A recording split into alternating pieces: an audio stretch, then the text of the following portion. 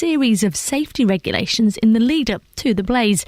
Well, our reporter Justin Dealey will have all the latest on this story coming up in the next half an hour here on BBC Three Counties Radio. Now, Milton Keynes is getting a new university. The joint collaboration between the University of Bedfordshire and Milton Keynes Council is being launched later this morning. From September, there'll be a university campus, and the first students have already applied. Residents in some villages around Stevenage fear their communities may be swallowed up if expansion plans for the area get approved. It's thought up to 10,700 homes will be built in North Hertfordshire by 2030, with public consultation currently taking place over 7 large sites. John O'Donnell-Watts from Gravely says the nearby site is important for wildlife. They're looking on essentially expanding Stevenage out towards Gravely. Local residents are worried that they're simply going to fill in the gap. Essentially, we're going to become part of Stevenage. This area is a very important area for wildlife. We have quite a few red-listed bird species. Got the skylarks, grey partridge, I've seen red kite here, all sorts of things. A survey by the Patients Association suggests 4 out of 5 people in England wouldn't feel safe relying on the NHS out-of-hours service for an urgent medical problem.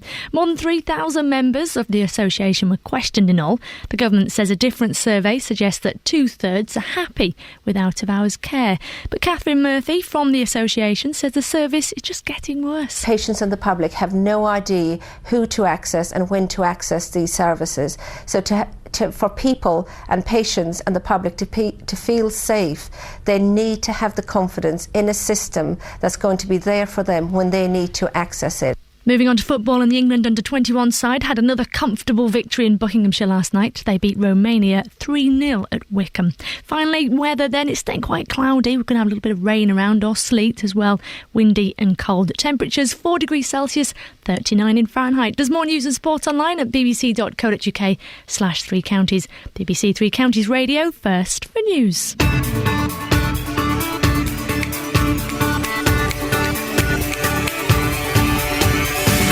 Good morning, this is Iain Lee, BBC Three Counties Radio. 3 minutes past 6, it's Friday. It's the freaking weekend, baby. I'm about to have me some fun, to quote the words of, was it Cat Stevens? No, it was R. Kelly, I believe, who did that. Lots coming up on the show this morning, as always.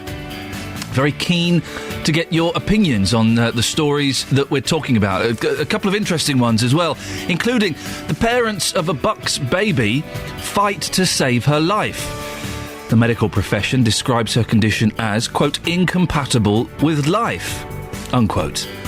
Well, imagine being told that about your little baby. We'll hear more about their story next. And a story that we've been talking about on this programme for, it feels like months. Well, it is months, that's why. The huge fire at a wood recycling centre in St Albans. Well, Justin Dealey is on his way to the site to find out exactly what's going on now. And thousands of homes could be built in North Hertfordshire by 2030. Residents fear their villages could be swallowed up.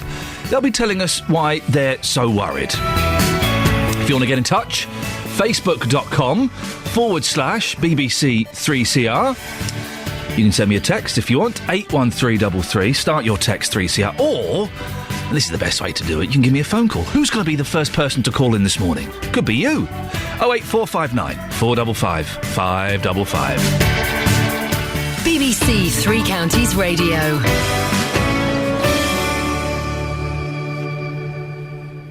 Now, the parents of a baby who was given just weeks to live when she was born are fighting to get treatment which they believe will extend her life.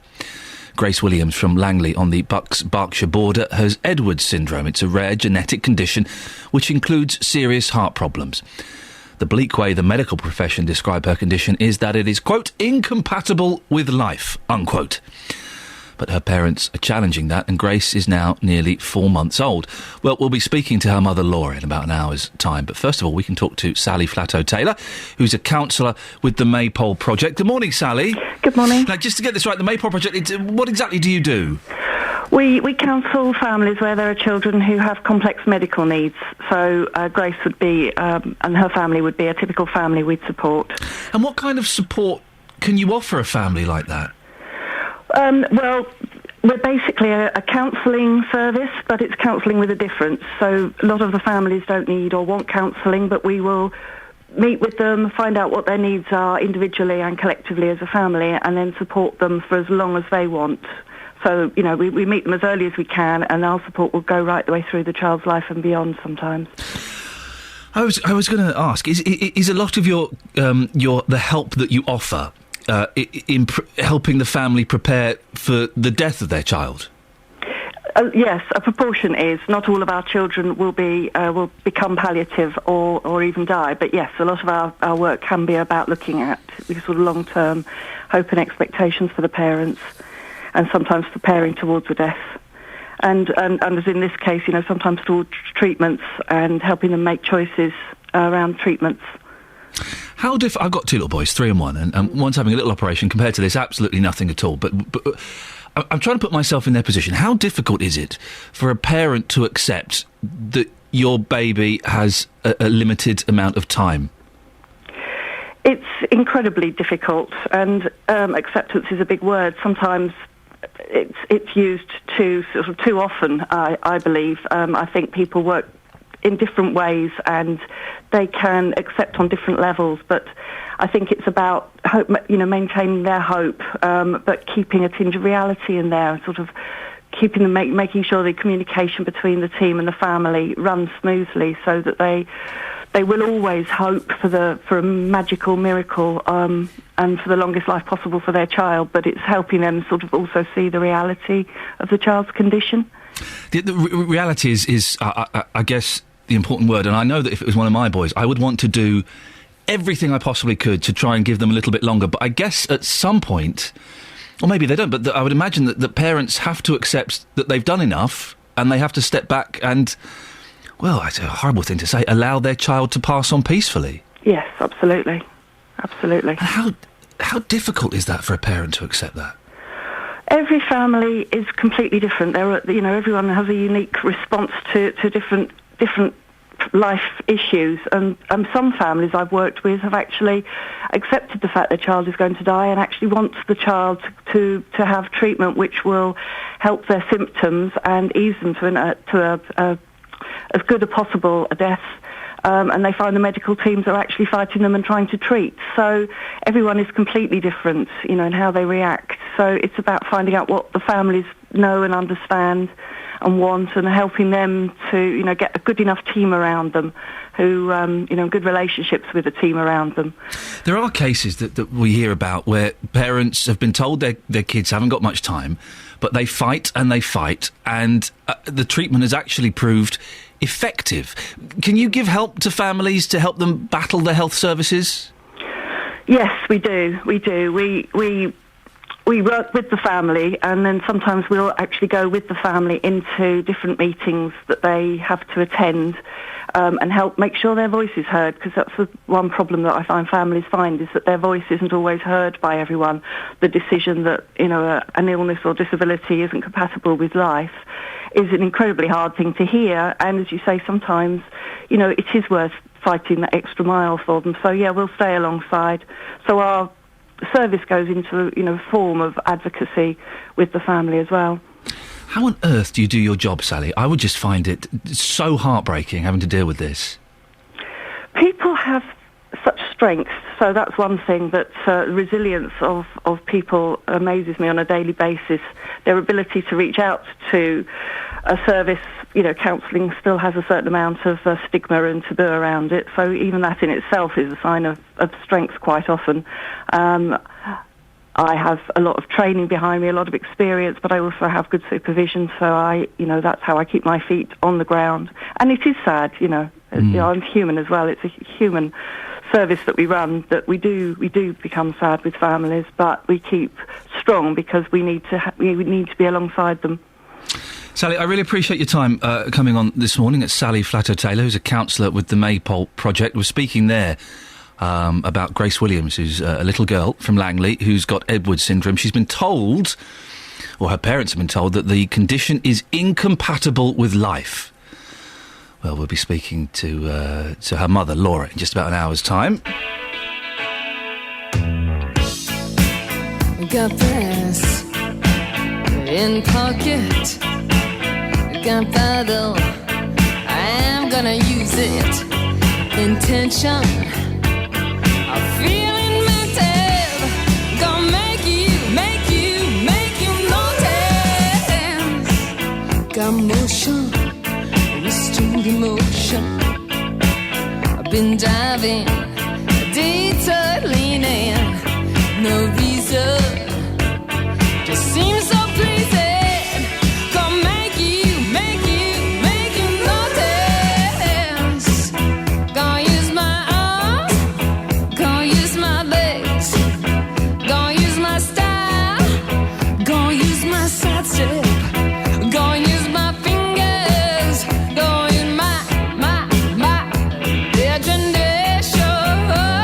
'Cause I gonna make you see there's nobody else here, no one like me. I'm special, so special. I gotta have some of your attention. Give it to me. I got rhythm, I can't miss a beat. I got a new skank, sorry, I got something I'm winking at you. Gonna make you notice. Gonna use my arms, gonna use my legs, gonna use my style, gonna use my side step, gonna use my fingers, gonna use my imagination. 'Cause I gonna make you see there's nobody else here, no one like me. I'm special, so special. I gotta have some of your attention. Give it to me, 'cause I gonna make you see there's nobody else here, no one like me. I'm special, so special. I gotta have some of your attention. Give it to me.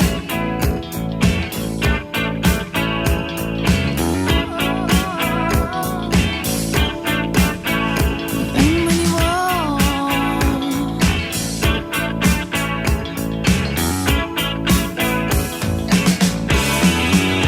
We've got Nanny Iain coming up in about 35 minutes. She'll be listening to this week's BBC introducing track. I've been assured that it's a little bit more upbeat than the last few we've played her. I've been worried about her, Nanny Iain. The last few we've played her seem to have sent her into a right old tizzy. So I'm hoping we've got something a little bit upbeat. And before the end of the show, I've got a banjo coming in. Oh, yes. I nearly brought my banjo in, and then, if I'm honest, I couldn't be bothered. Just a brief follow-on from yesterday's Bread special, which is, it's I believe yesterday's show has been recorded on a C90 cassette and has been sent to Sony for their awards ceremony. I'm fingers crossed that yesterday's Bread special could be a winner. Kelly Betts, who works on this show and BBC Introducing, this morning was talking about bread makers. She asked 3 questions. What does a bread maker do? What does a bread maker make? And then she said, what? So does the bread come out like a bread? Yes, the bread comes out like a bread. Imagine that. Your licence fee is paying an idiot's wages. Wow. Nearly 6:15. Let's get the travel news now. Here's James Worley. Beds, Hearts and Bucks travel. BBC Three Counties Radio. Thanks, Ian. And we'll start on the M1. Looking okay at the moment. Just keep an eye on the cameras. Certainly getting busier now. 9 to 8, though, is fairly heavy, but all moving, heading down towards the Hamilton. Northbound appears to be looking good, and no problems reported on the M25, although expect delays through the roadworks between junctions 23 and 25. The A1M around to the A10 turn-off.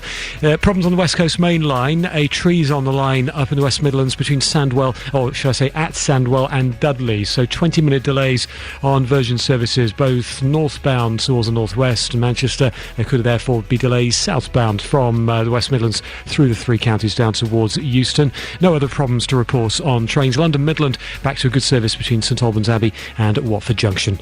I'm James Worley, BBC Three Counties Radio. Thank you very much, James.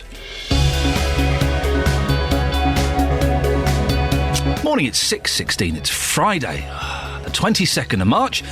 I'm Iain Lee, and these are your headlines on BBC Three Counties Radio. Parents from Langley are fighting for medical treatment to extend their baby's life. The owners of a controversial wood recycling site in Hertfordshire say they'll shut it down. And in sport, the England under-21 side beat Romania 3-0 at Wickham last night. The weather today for Beds, Herts and Bucks staying cloudy with some occasional light rain, sleet or snow, both windy and cold. Maximum temperature is 4 degrees. Now, coming up, remember the huge fire at the wood recycling centre in St Albans, just off sort of junction 8 and 9 of the M1. It went on for months. Well, fire-obsessed reporter Justin Dealey is on his way to the site to find out what's happening now. Hopefully, we'll catch up with him before 6:30. If you want to give me a call, 08459 455 555. BBC Three Counties Radio. There's 2 days of live sport this weekend on Three Counties Sports. On Saturday from 2, we focus on League One and the Conference. Effort from Lowe, what a goal! What a goal from Ryan Lowe! With live commentary on MK Dons away to Colchester and Luton versus Tamworth. Breaks the deadlock at last at Kenilworth Road.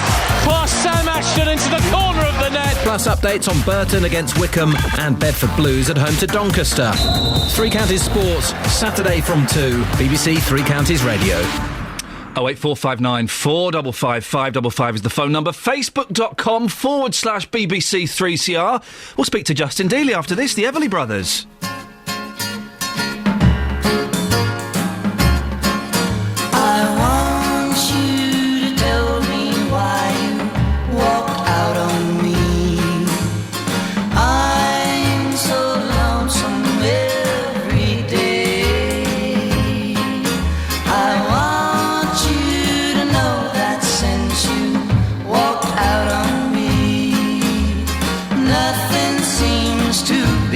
Same old way. Think about the love that burns within my heart for you. The good times we had before you went away. Oh, me. Walk right back to me this minute. Bring your love to me, don't send it. I'm so lonesome every day.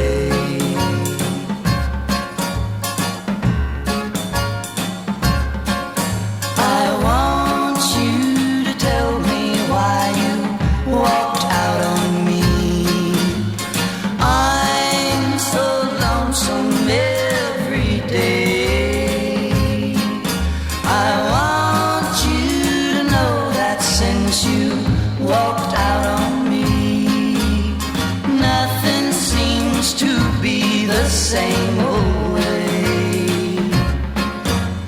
Think about the love that burns within my heart for you. The good times we had before you went away. Oh, me. Walk right back to me this minute. Bring your love to me, don't send it. I'm so lonesome every day.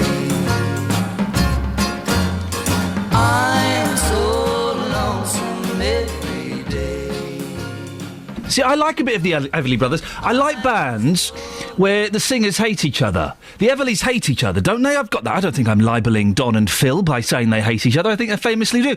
What other bands hate each other? You've got the Everly Brothers. Simon and Garfunkel can't stand each other. It's true. They can't stand each other. Who else? The Kinks. The Kinks brothers hate each other. The Gallagher brothers from Oasis hate each other. What bands hate each other? Well, Justin, before we get to you on the story we're going to get to you on, can you think about any other bands where they famously hate each other? What about the Beatles, maybe? Lennon and McCartney for a while? They did towards the end, didn't they? Yeah, they weren't keen. End, yeah. They weren't keen. 08459 455 555. Bands that hate each other. I like it. It creates a bit of tension in the music. Bit of tension. Now, listen, the reason we got Justin here is because the owners of a controversial wood recycling site in Hertfordshire say they're going to shut down operations. Follows a massive fire on the site last year, which caused weeks of disruption at the site close to the M1. Local residents have been complaining about it for years. Well, a BBC investigation found that the company in charge had flouted a series of safety regulations in the lead-up to the blaze. The company's environmental permit was withdrawn. They had until today to decide whether to shut down or make an appeal to the Environment Agency. Well, our fire-starting correspondent, Justin Dealey, you've been following this story very closely, Justin. Remind us of the background, please. Yeah, of course. The fire began last November. I think everyone would have seen this fire, particularly if you were travelling northbound on the M1. It's in St Albans. It's on Apspon Lane, but it's around Junction 8 of the M1. So it started in November. There was a giant pile of wood which caught fire here. Despite the best efforts of the firefighters, and of course we spoke to them on a regular basis pretty much every day, it burned here for 3 months. Only recently has that fire been completely put out, incredibly. This was the latest, Ian, in a line of fires here. It's attracted lots of complaints from local people. The Environment Agency, they became involved as well. Their reports last year said that the waste at the site involves a serious risk of pollution. They also went on to say the site had a serious history of deep-seated fires, and smoke from a fire at this site here could cause a risk of serious harm to human health. Now, the owners of this site, Wood Recycling Services, they told the BBC at the time that the economic impact of the fire was considerable, as you would appreciate and understand. The owners also said they've been operating the wood processing operation very successfully since 2008. But here comes the big buts here. When the BBC... Oh, I like big buts. Yes, the BBC asked them why the firm and those linked to it appeared to have a history of safety warnings and previous fires. The company declined to comment, and still to this day, the company involved, Wood Recycling Services, have yet to appear on your programme.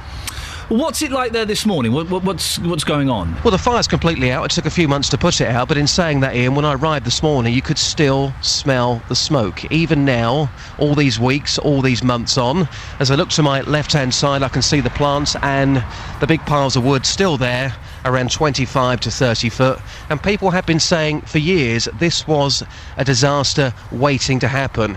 And, of course, that did happen back in November. Well, Justin, it's I'm sure you must be disappointed because they had a little burger van down there for a while, didn't they? You'd often pop down there for your breakfast. They did. They did. That was all very, very nice, looking after the firefighters, but local residents here, they were affected badly. Well, it did have a huge impact, didn't it? I know people were without water and roads were blocked, all kinds of things were going on. A massive impact for them. Yes, obviously, the water supply in this area is not great. We all know that much. So a lot of people here, they lost their water whilst the fire services tried to fight this fire. Also, their electricity supplies as well. Some of the people locally here had to switch to a generator. They've complained for years about this site. They wanted it closed down. I spoke to local resident Marlene Pincott. I say local, Ian. She actually lives opposite this site. We spoke to her when the fire first started. Well, Marlene, we're standing inside your home here. It's a beautiful home, but it's in darkness. You've got absolutely no power. You phoned the Environment Agency time and time again to warn them this would happen. You weren't listened to, were you? No, we never are listened to in the local community, because I know lots of us actually telephone and warn them of all the problems that are going to happen over the road, but it's just taken no notice of. So you must be absolutely furious because you knew this was going to happen and nobody listened to you. Yeah, I'm absolutely raging, but, you know, it's a bit silly to be raging after the fact. Something should have been done about it before. Our listeners are saying it's not the first time. There was a major fire here some years ago which took 6 months to put out. So you, as somebody who lives opposite, is that the truth? That's absolutely the truth. And in fact, the fire wasn't put out. It was the fire chief that told my ex-husband that they had to wait and let it burn itself out. There was nothing they could do. Your house is now on the market. Will you be pleased to see the back of this place? Not pleased to see the back of the house because I love the house, but I'll be pleased to see the back of all the problems that they've caused me over the road over the last 13 years. As I look to my right-hand side, you've got a beautiful garden. It's an incredible location, this. What was it like when you had family parties in that back garden? When I've got no problems from them over the road, it's great, but the biggest problem we're getting at the moment is very fine sawdust in the air because they don't water down the wood pile. So then family barbecues, etc., have to be cancelled. OK, and a price on your house. Now that this is big news today, everyone's talking about this big fire, because you can see it for miles around on the M1 as well. Are you worried now that you won't be able to sell your home? Yeah, that's a great worry. But it's about time the Environment Agency actually, excuse the expression, pulled their finger out and did something about it. I'm all in for recycling and looking after it, but you've got to look after your local people as well. Well, Justin, I believe you're going to be speaking to Marlene a bit later on, is that right? Oh, Justin, where are you? There, sorry. Yeah, we'll be talking to Marlene live on the programme after 7. Interesting views from her there. She said, of course, that this was in the making for years, but also she has got her property on the market. Lovely property it is, but can she sell it? Hopefully with the news for her today that this will be closing down. That's good news as far as she's concerned, and she might, in the near future, be able to sell that property, because clearly you can't sell your property if there's a massive fire opposite your home, can you? When you put it like that, Justin, no, you can't, can you? Thank you very much for that. I'm laughing just because of his matter-of-fact way of phrasing it. Of course you can't. It'll be interesting to see what's happening with Marley. Now, this morning we're talking about Grace Williams from Langley, who's a 4-month-old little girl who's got a condition called Edwards syndrome. Well, Debbie is in Milton Keynes. Good morning, Debbie. Good morning, Ian. I believe you've got a connection with Edwards syndrome as well, haven't you? I have, yes. A year ago, actually March the 19th, we lost our granddaughter, Emily, who had the same Edwards syndrome, trisomy 18. So I really can understand how they're feeling at the moment. We had never even heard of the syndrome till Emily was born, and as I say, we were so shocked. We had no idea. Katie went in at 38 weeks, rushed in. The baby, we were told the baby was small, and that was all. And so she was born with this condition. What exactly is Edwards syndrome? It's life-threatening, and it's not compatible to life. And it's exactly the same as Down syndrome. There's just one chromosome missing. Down syndrome's trisomy 21, and Edwards syndrome is trisomy 18. As I say, we were totally unaware of it, totally shocked. She lived for 26 days. As you can appreciate, it was devastating to the whole family. But through that, we wanted to do something positive, and we're in the process of setting up a charity called Emily Star, and it is to help people in any way whatsoever that have children with any life-threatening disease. My daughter has done an amazing job the last few months. She's on Facebook, we have a website, and as I say, we're setting up a charity. We've got a couple of bits to sort out, and then they're going to give us a charity number. We've raised over £10,000 throughout the year. So although it's very, very sad, I am so proud of what my daughter's done. What's the website, Debbie? Do you know?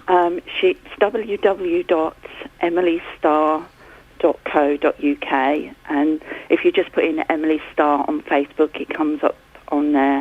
I would imagine that your daughter, that's her setting up this charity has I guess, kind of helped her get through the last year. It was. First of all, we weren't quite sure whether, it was a good thing for her to do, because obviously she was grieving at the time. Well, the whole family was grieving. But it helped her so much. And the comments, the things that we've done, we bought special equipment for children. We do boxes. They're called neonatal boxes. And when Katie was rushed into hospital, we found that she wasn't equipped for anything for a small baby. She had no clothes. There's special dummies for premature babies. No tiny little nappies. Nothing. So we've actually made these boxes. We do a pink one and a blue one, and we fill it with all things that we think people will need that have rushed in. We did, I think, 36 the other week. We had like a workshop, and we started off at the beginning making the boxes, then somebody put some clothes in, somebody put some nappies in, and we made 36 of these boxes up and then took them up to the neonatal unit. And people are absolutely thrilled. And if what we've done helps somebody in any way, then through losing Emily, in a way, it makes it worthwhile what we're doing. We've come to terms with without sounds really awful, but without that all happening, we wouldn't have done what we've done, and we wouldn't have achieved what we've done in the last 12 months. And, you know, it is just amazing. Debbie, I really appreciate you coming on. I'm sorry to hear about your loss, and, you know, well done you and your daughter for rallying together and trying to get some kind of positive thing out of a terrible tragedy. Debbie and Milton Keynes, thank you very much indeed. Right, 6:31. Let's go and get the travel news now. Here's Adam Glynn. Beds, Herts and Bucks travel. BBC Three Counties Radio. Thanks, Ian. Good morning. It's moving nicely on most of the major routes through the three counties so far today. Northbound, the M1 does have the roadworks from junction 14 at Milton Keynes to 15 at Northampton, with a 50-mile-an-hour speed restriction through there, but traffic's moving OK. In Beaconsfield, the A40 eastbound, there are some temporary traffic lights up. Roadworks between Potkill Lane and the A355. It's disruption on the trains, really, that's causing problems so far this morning. Chiltern are affected by delays of up to half an hour between Stratford-upon-Avon and Leamington Spa. They've got a problem with line-side equipment at Hatton. That could affect some London Midland routes through that area as well. Disruption expected to continue for another hour or so. And the bigger problem, Virgin trains delayed by up to 20 minutes from Wolverhampton to Birmingham New Street because of an earlier fallen tree on the line at Sandwell and Dudley. The tree's been moved, but residual delays to services through that area. And looking at the departure boards at Milton Keynes, there are some late runners and cancellations as a result. Adam Glynn, BBC Three Counties Radio. Adam, thanks very much. 6:32. Let's get the latest news and sport now. Here's Serena. Getting beds, hearts and bucks talking. This is BBC Three Counties Radio. Good morning. Parents from Langley are fighting for medical treatment to extend their baby's life. 4-month-old Grace has serious heart problems. Elsewhere, a controversial wood recycling site in Hertfordshire, as we've been hearing, is set to shut down following a fire last year. A new university is coming to Milton Keynes. It's a joint collaboration between the University of Bedfordshire and Milton Keynes Council. And residents in some villages around Stevenage fear their communities may be swallowed up if extension plans for the area get approved.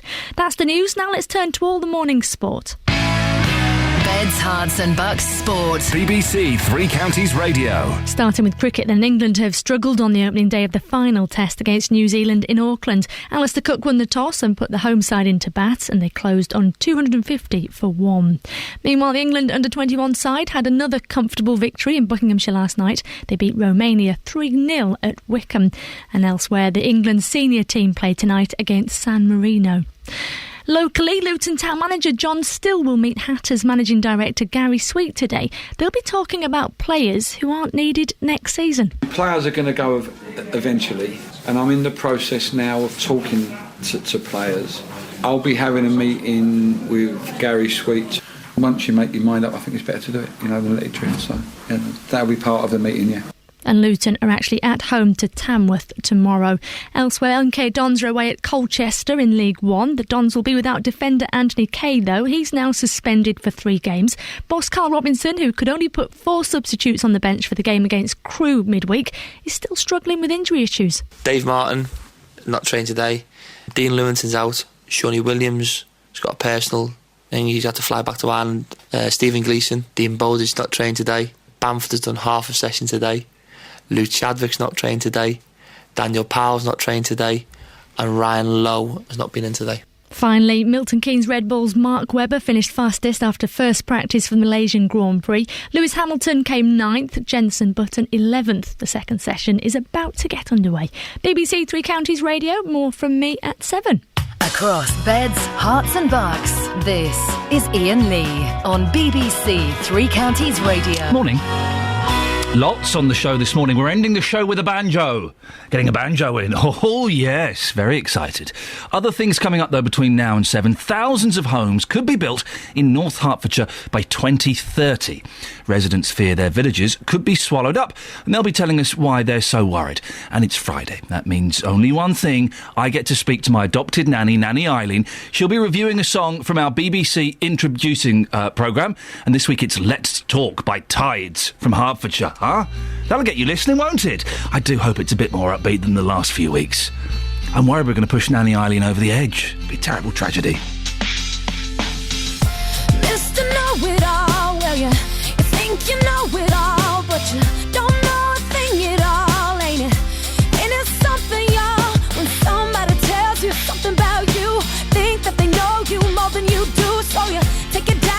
pill to swallow.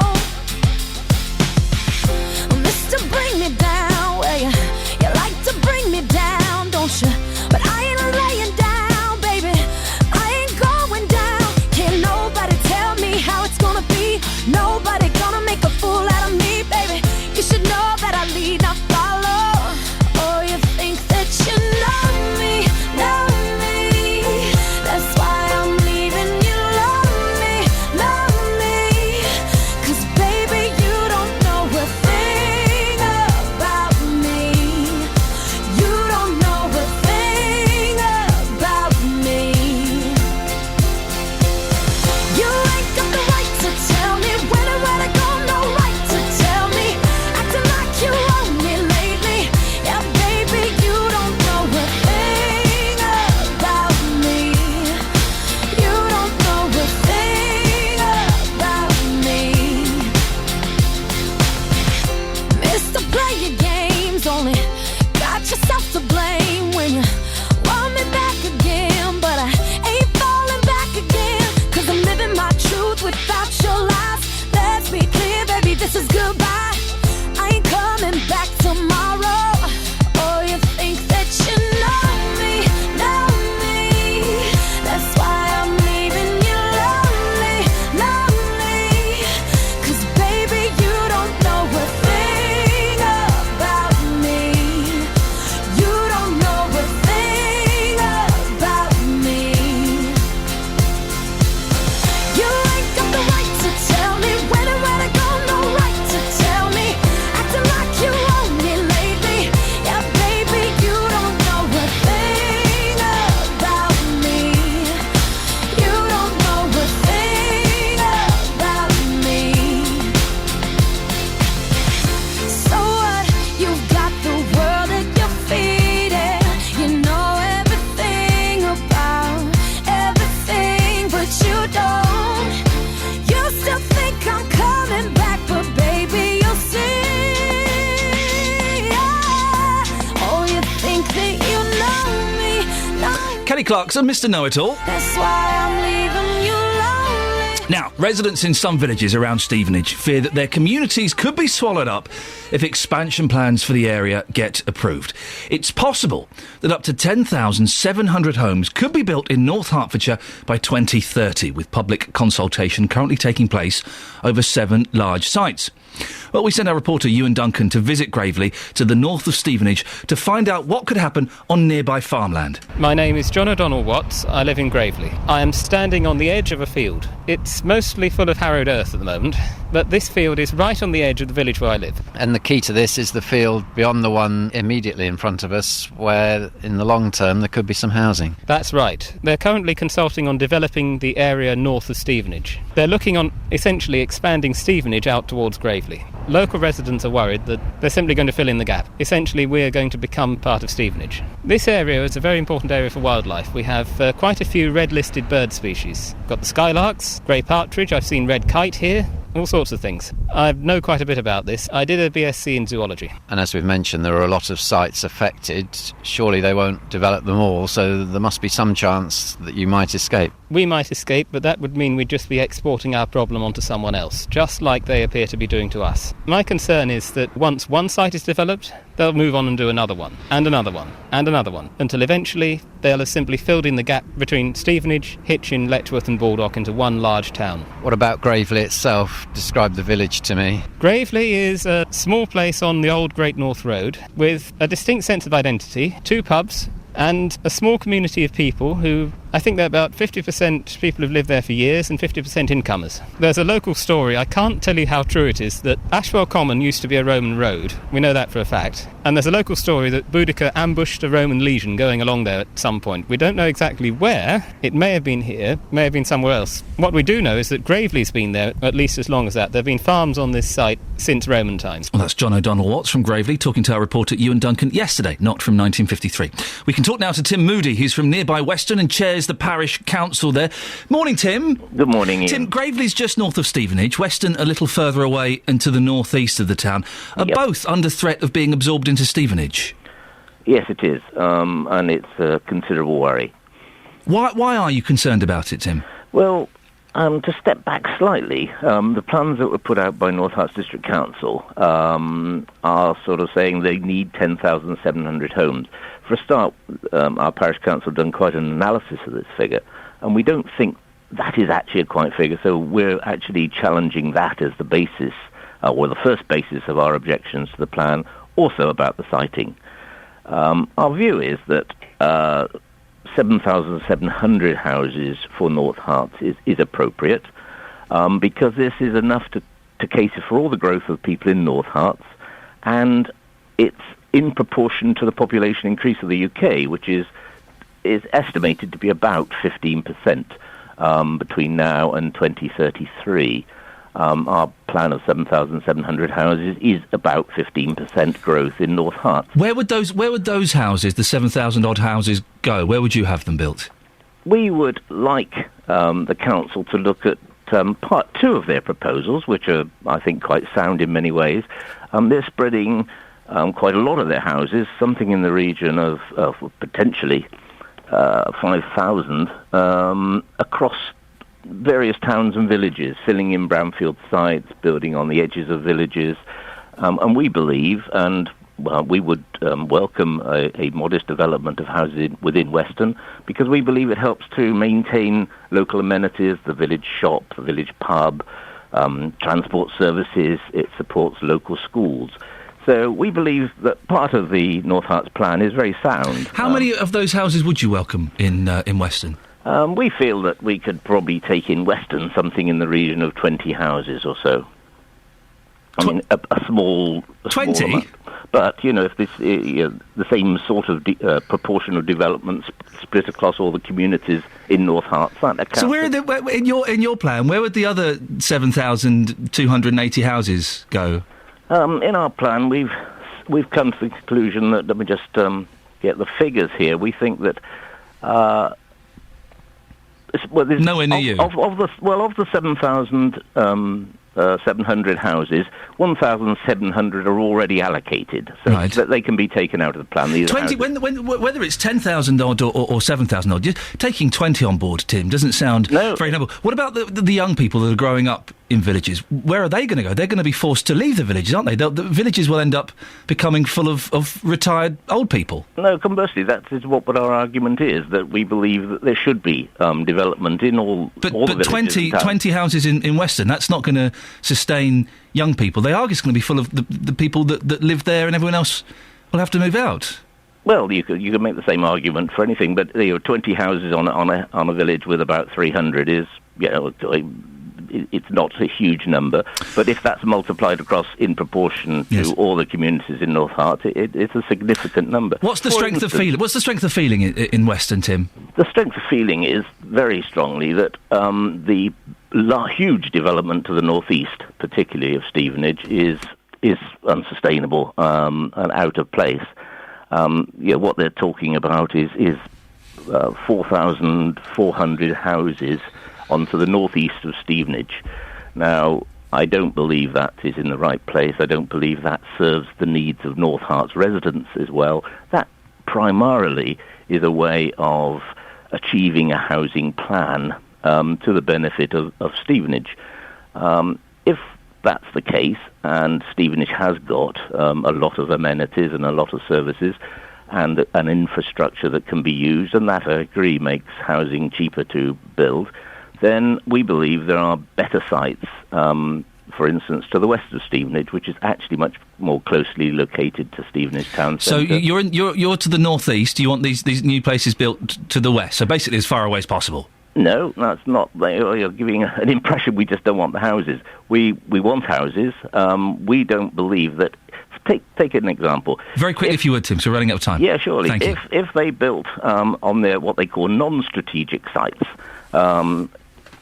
about 5,000 houses, that would only leave about 1,000 houses to be built onto these very controversial, huge sites.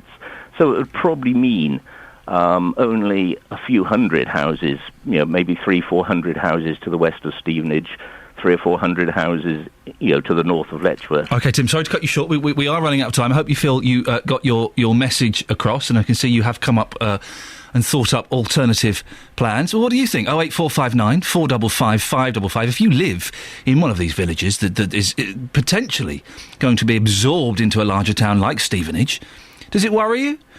Or do you see that actually villages do need to build more than 20 houses because all the young people are going to be forced to leave that village? 08459 455 555. 6:46 Travel News now. Here's Adam Glynn. Beds, hearts and bucks travel. BBC Three Counties Radio. Roads are looking fine. We've got no delays out there as yet this morning. Speed sensors aren't picking up anything strange or exciting. The M25's moving okay, even through the roadworks. And looking at the major routes going north and south to and from London, you've got no delays yet on the A1M, the A10 or the M1, and the M40's looking clear as well. On the trains though, Chiltern running with disruption between Stratford-upon-Avon and Leamington Spa, so if you're heading that way, delays of up to half an hour and some cancellations to be expected. For Virgin trains, we've got delays of up to 20 minutes, Wolverhampton to Birmingham New Street. They had a tree on the line earlier between Sandwell and Dudley. The tree's gone, but residual delays remain, and it's definitely affecting services through Milton Keynes.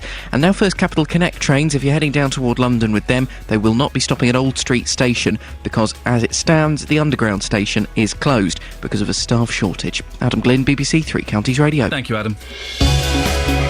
Morning, it's 6:47. It's Friday, the 22nd of March. I'm Iain Lee, and these are your headlines on BBC Three Counties Radio. Parents from Langley are struggling to get treatment to extend the life of their baby who has serious heart problems.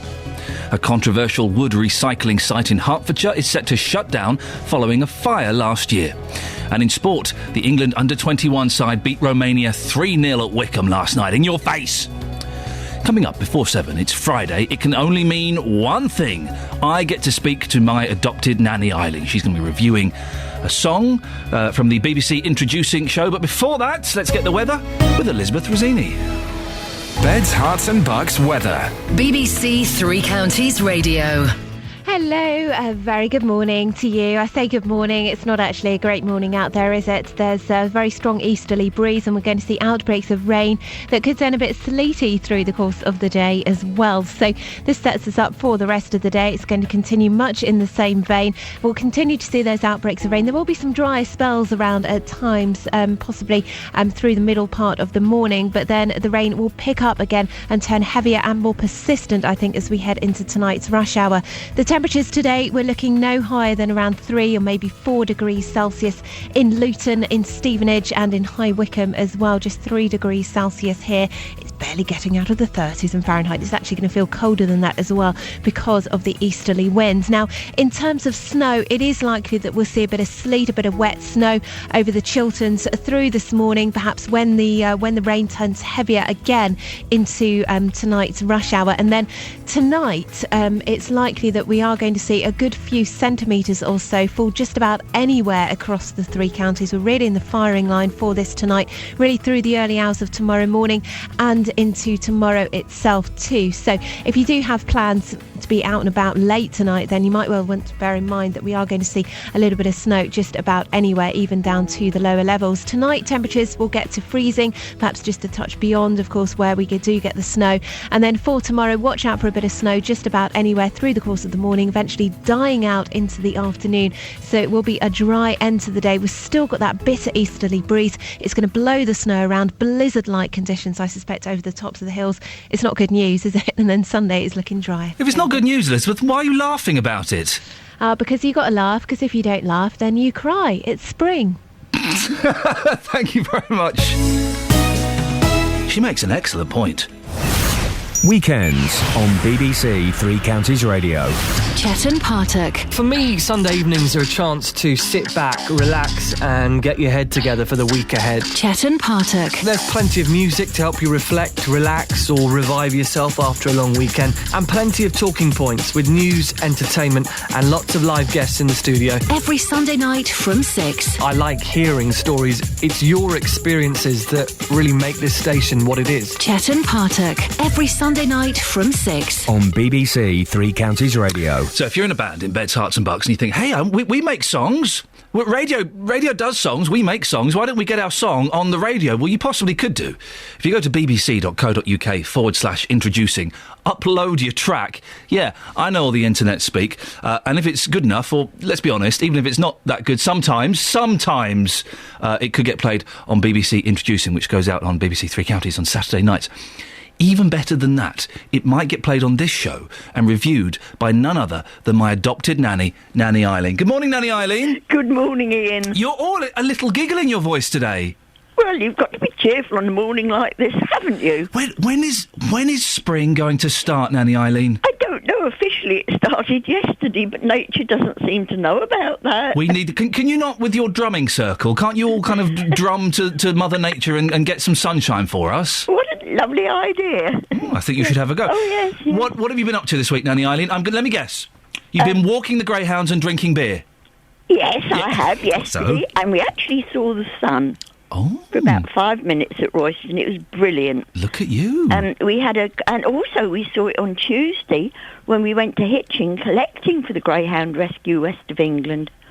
You had, didn't last weekend you have a little sort of rummage sale, a jumble sale? We had a lovely jumble sale at Sandridge, and actually far more people there than we expected, considering the weather was so bad. Well, it's because you're a celebrity now, Nanny Eileen. Oh, bless you. Did you how much money did you raise? Do you know? I do, but I can't remember offhand. I've written it down. But are you happy with the outcome? Oh, very.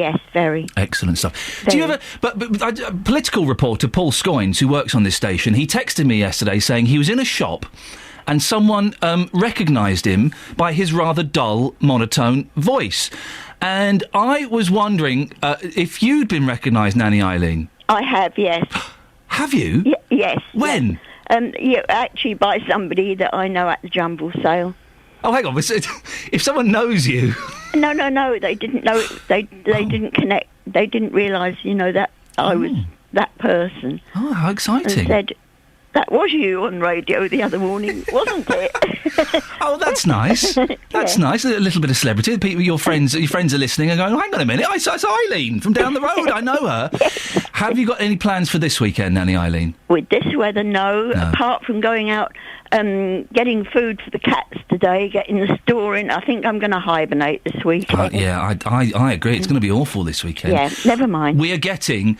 we've been in our new house, I guess, a month now. We're finally, on Thursday of next week, getting a cat flap installed. Oh, brilliant. And how's Velvet? Velvet is fine. Oh, good. She's very, very fine. We need the cat flap, though, because we have her litter tray in the bathroom. Yes. And it's getting a little bit stinky in there now, really. Yes.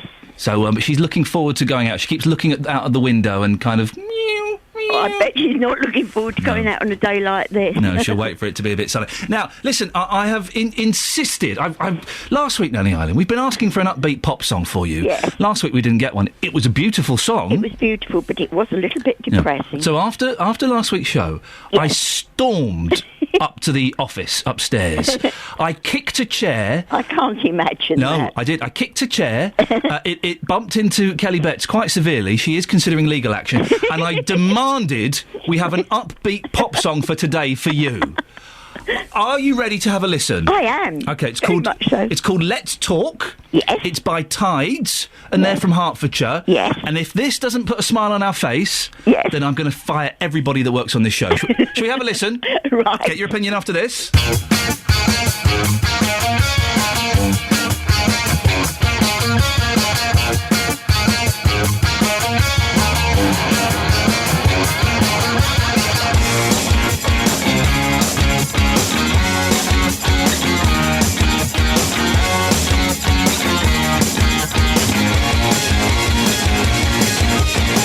Find myself going back to where this all began, thinking how did we get here, to the night that we met here, and it seems so long ago, when suddenly the ice had broken, we had spoken, everything's going to be fine, well they say that love is blind, yeah, time, then again now, try to resist your touch, never enough, girl. Whoa, girl.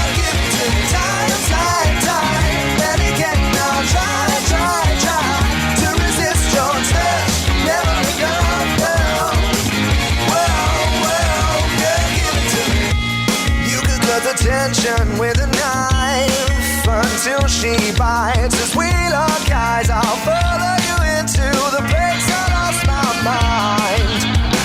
Once you close, hit the floor, shut the door more. She goes to speak, yeah, but I don't wanna talk anymore. She's undressed to impress, yes. Watch the beat sweat down my chest, feel my breath on her neck.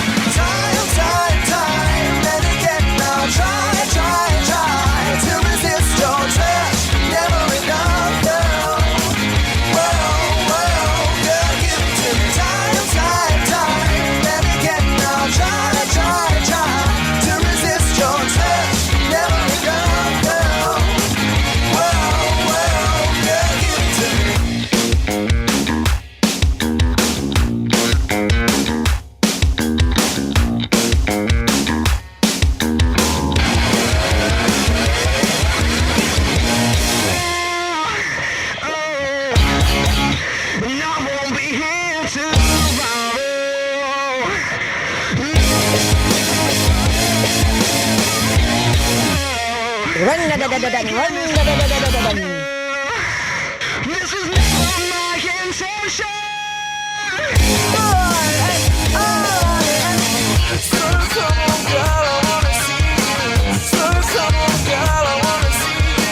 Well, that's very upbeat, isn't it? That's Let's Talk by Tides from Hertfordshire.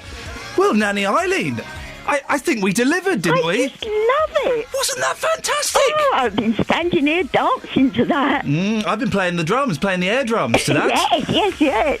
How did it make you feel, Nanny Eileen? Happy. Yeah. It really, that's the sort that gives you real upbeat, lifts the spirit, especially on a morning like this. That's exactly what you need. They sound like happy young men. They did, didn't they? Good for them. Yes, I say so. Yes.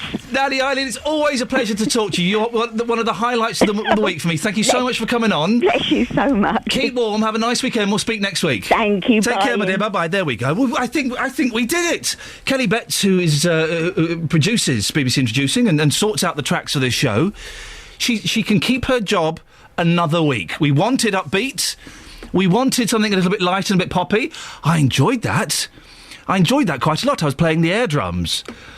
Excellent work there. That was Let's Talk by Tides from Hertfordshire. And if you're in a band and you want to get your songs on BBC Three Counties, bbc.co.uk/introducing is the place to go. And if you want more from Tides, www.tidesofficial.bandcamp.com is the place to go. 08459 455 555 is the telephone number.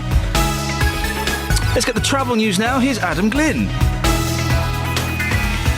Beds, Herts and Bucks travel. BBC Three Counties Radio. Cheers, Ian. Looking at the M25, starting to slow in some of the usual places. We've got heavy traffic approaching the roadworks anti-clockwise, so that's junction 25 at Enfield.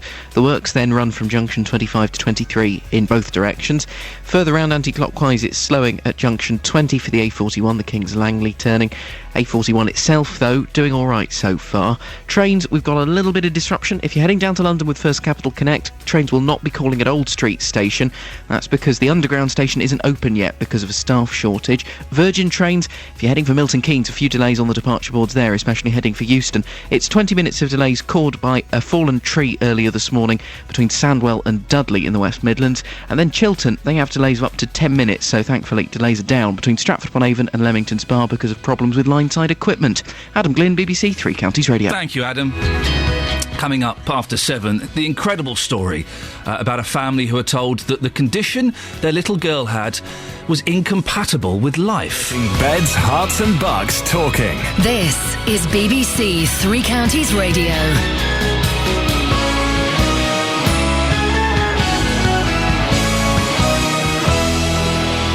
It's 7 o'clock. I'm Serena Farrow. The headlines: Buckinghamshire parents fight for their baby to stay alive. Residents near Stevenage angry about merger plans. And MK Red Bull start well in Malaysia. BBC Three Counties Radio. The parents of a baby who was given just weeks to live when she was born are now fighting for medical treatment to extend her life.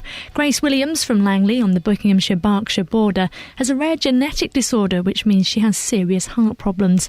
Well, Sally Flatto Taylor is a counsellor with the Maypole project which counsels families. It's incredibly difficult. Acceptance is a big word. They can accept on different levels, but I think it's about hope, maintaining their hope, but keeping a tinge of reality in there, making sure the communication between the team and the family runs smoothly. Stay listening as Iain Lee will be speaking to Grace's mum shortly. In other news, the owners of a controversial wood recycling site in Hertfordshire say they'll shut it down. There was a massive fire there last year which caused weeks of disruption near to the M1.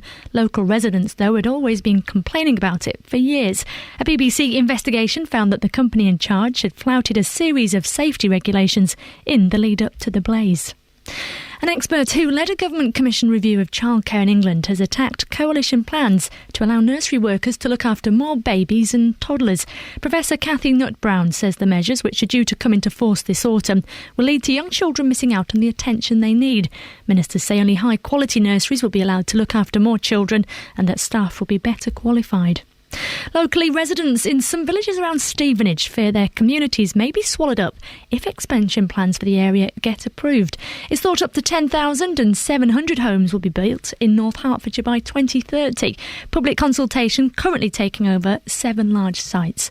John O'Donnell-Watts from Gravelly says it's little consolation if the planners opt to develop elsewhere in the locality. We might escape, but that would mean we'd just be exporting our problem onto someone else, just like they appear to be doing to us. My concern is that once one site is developed, they'll move on and do another one, and another one, and another one, until eventually they'll have simply filled in the gap between Stevenage, Hitchin, Letchworth and Baldock into one large town.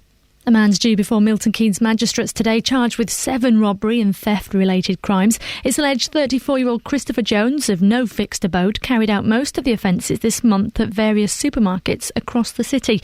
They included Tesco Express in Greenleys, Bargain Booze in Bletchley, Asda in Wolverhampton and Budgeons in Stony Stratford. Sport now, and F1 news. Milton Keynes Red Bull's Mark Webber finished fastest after first practice for the Malaysian Grand Prix. Lewis Hamilton came in 9th with Jenson Button 11th. And the second session's getting underway now. Weather then, light rain and sleet, possibly turning to the white stuff as well on the way.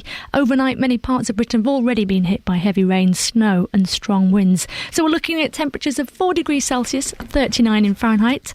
There's more news and sport online at bbc.co.uk/3 counties. BBC 3 Counties Radio, first for news. You hesitated because I opened the microphone too early. Sorry? Did you want to say something? Are you crying?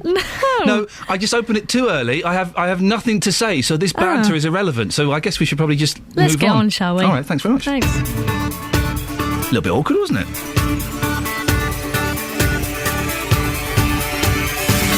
Good morning, dear listener. This is Iain Lee, BBC 3 Counties Radio. 3 minutes past 7. It's Friday.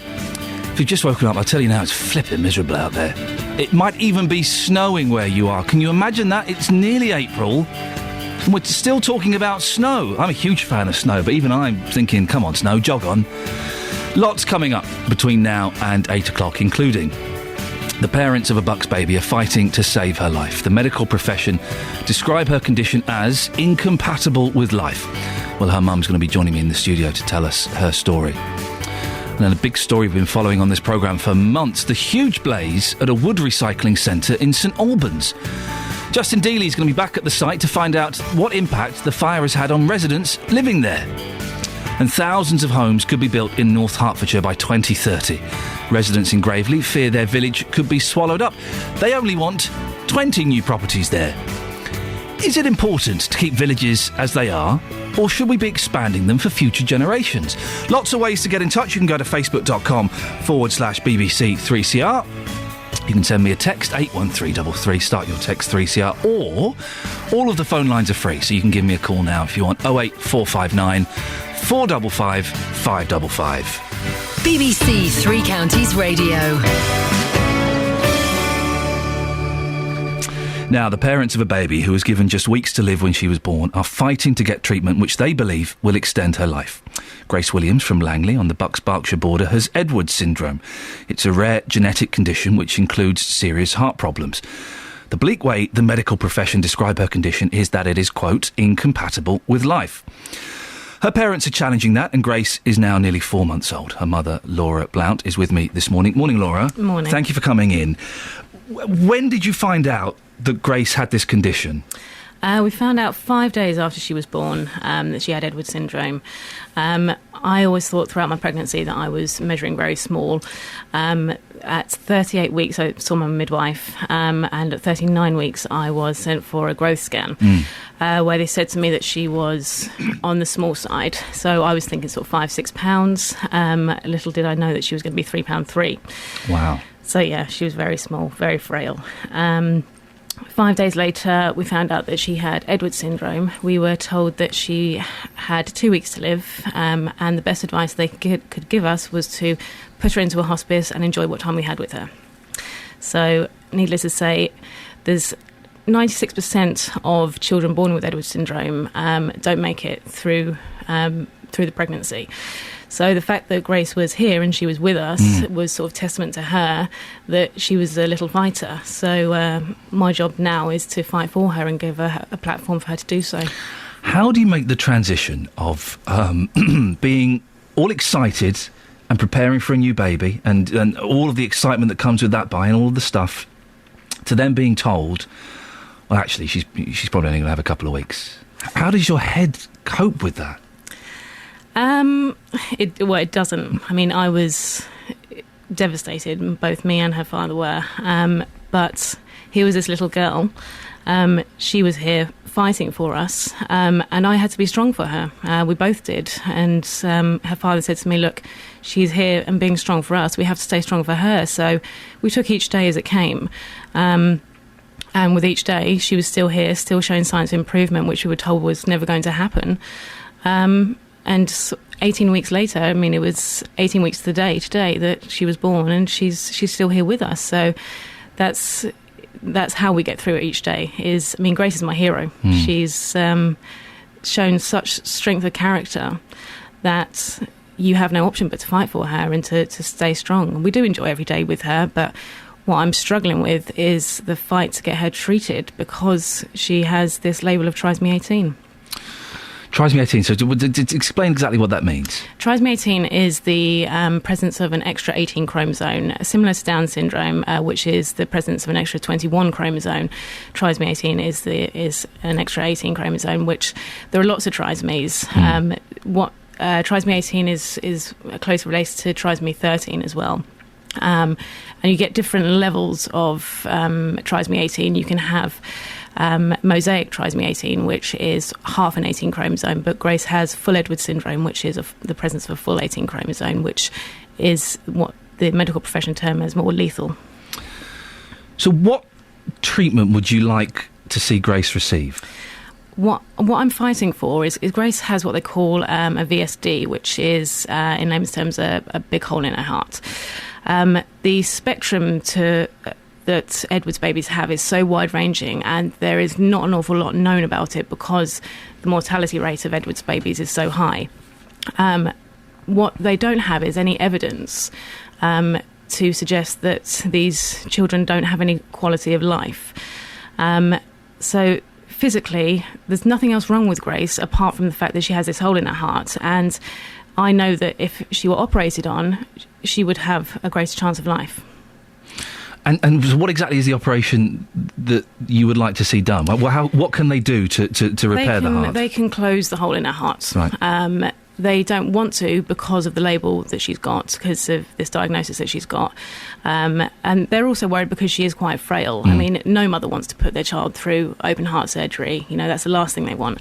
But if it gives Grace a greater chance of survival, then that's what I want for her. You're right. An 18-week baby, the 18-week-old baby, the physical trauma of having that kind of operation is incredible. But I'm guessing you're desperate.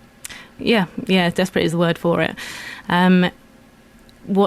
It's been proven in other countries. I mean, they operate in America, they operate in Europe. So I'm just having difficulty understand why they won't operate here. I mean, what I want them to do is look at Grace based on her individual merits, and look at her for Grace as opposed to looking at her as this diagnosis. What Great Ormond Street have done very kindly is given me the opportunity to go and speak up on behalf of Grace and tell them everything that Grace has accomplished and things that they told me that she wouldn't. I mean, they told me she wasn't going to put on any weight, and she's now £5.11 from the £3.3 that she was. They've also told me that she wouldn't smile, she wouldn't hold up her own head. She's doing all these things, and she's accomplishing all these things day by day. So you have to go to Great Ormond Street and kind of sell Grace to them? Well, yeah. I mean, I think it's fear of the unknown, really, for them. I mean, because their evidence is biased in the sense that it's based on children that have never been given the chance to survive. So what I would like is Grace to be the first, and them to just look into the research, the up-to-date research they have on trisomy 18, and look at the doctors and surgeons in America and in Europe that do operate on these children, and look at the children that are surviving, because from what they told me that Grace was only going to survive 2 weeks, there are people in the States that have got full trisomy 18, the same as Grace, that are in their early 40s. Yes, they do face more challenges than everybody else, but that gives them no less of a right to life than anybody else. Have you looked into getting this done privately? Is that a possibility? We have looked into getting it done privately. What we've been told is that because the private sector doctors are the same as the NHS doctors, that we would probably get the same answer from them. So we're sort of scouring the country to find surgeons that would be willing just to look at Grace. I'm not asking them to, operate there and then. What I want them to do is to look at Grace's condition and say whether or not it would be appropriate for heart surgery. But the trouble I'm having is for them to just initially look at her in the first place, and that's my battle at the minute. If this operation was done, do you genuinely believe that it would prolong her life? I do, yes, because Grace, we were told by a clinical geneticist that she has a milder form of Edwards, and that Grace's heart is her only real issue. Yes, I do want them to look into operating on her. Mentally speaking, will she face more challenges than most? Probably she will, but they've got no evidence of that. Will she be dependent? Probably, but she's proven them all wrong so far, so give her the chance to prove you wrong again, because... What support have you got as a mum? Have you got friends, or are you seeing counselling, or have you got anything around you to help you through this? I have an amazing family and a group of friends, and we've set up a Facebook page for Grace, we've set up a Twitter page for her. The support that is out there for Grace is overwhelming. We get things delivered in the post on a daily basis from perfect strangers. We've got people running marathons for us, doing sponsored walks for us. The community spirit that Grace has brought about is something that I've never experienced, and I'm so proud of her for doing that and showing us the kindness and generosity that people are capable of. And describe Grace. What's she like? Oh, she's beautiful. She's she has her moments, and she knows what she likes and what she doesn't. She definitely likes her massages, a trait that she's definitely picked up from me there. But yeah, she's her own person. And she's just doing so well, and I'm so proud of her. The love that I've got for her is something that I've never experienced, and I didn't know that I was capable of. So, as I said before, the first instinct of a mother is to protect your child, and that's what I'm doing for her. And if she's willing to be here and fight for us, and then I owe her that to fight for her. What's next? What's the next step? Well, Great Ormond Street have very kindly said that what they will do is they will put a team together, a team of cardiac specialists, to further research trisomy 18 and the implications of cardiac surgery. They've given me their word that they will do that, and they've also given me their word that they will look at Grace based on her as an individual. Which is all I can ask for. I'm not, demanding that they operate on her. What I am asking is that you give her a fair chance of life. Listen, I've had dealings with Great Ormond Street. It's an amazing place, and if they say they're going to look into something, then you can pretty much trust that they're going to do their best. Yeah, I do really appreciate that. And what I want to do is sort of raise a bit more awareness of trisomy 18, and that these children are compatible with life. They're out there, and there's living proof of that. And what I want for other mothers to know is that you're not on your own, and these children are capable of more than you give them credit for. Thank you so much for coming in. Thank you for having me. As a dad, it's just when you hear things like this, it's just incredible. As a parent, you do everything you can for your kids to help them. To help them. So thank you so much for coming in. I wish you the best of luck. I hope everything works out. To a positive conclusion. Thank you very much indeed. That's Laura Blount, who's Grace's mum. 08459 455 555. Right. Let's keep our fingers crossed that we can go to Adam Glyn and get travel. Beds, Hearts and Bucks travel. BBC Three Counties Radio. It's slow on the M25. Heavy traffic at junction 25 for Enfield, and then slowing up from the M1 around to the A41, 21 to 20 on the anti-clockwise side as well. That aside, roads are looking good on the trains. First Capital Connect will now be stopping as normal at Old Street after the underground station was closed earlier. It's all now open again. Virgin have delays of up to 20 minutes though. An earlier fallen tree on the line between Sandwell and Dudley. Adam Glyn, BBC Three Counties Radio. Thank you very much. Right, 7:16. It's Friday, the 22nd of March. I'm Iain Lee, and these are your headlines on BBC Three Counties Radio. Doctors say a baby's condition is incompatible with life, but her parents from Langley are fighting to keep her alive. A controversial wood recycling site in Hertfordshire is set to shut down following a fire last year. And in sport, Milton Keynes Red Bull's Mark Webber finished fastest at the Malaysian Grand Prix in the first practice. The weather today for Beds, Hearts and Bucks staying cloudy with some occasional light rain, sleet or snow, both windy and cold. Maximum temperature is 4 degrees.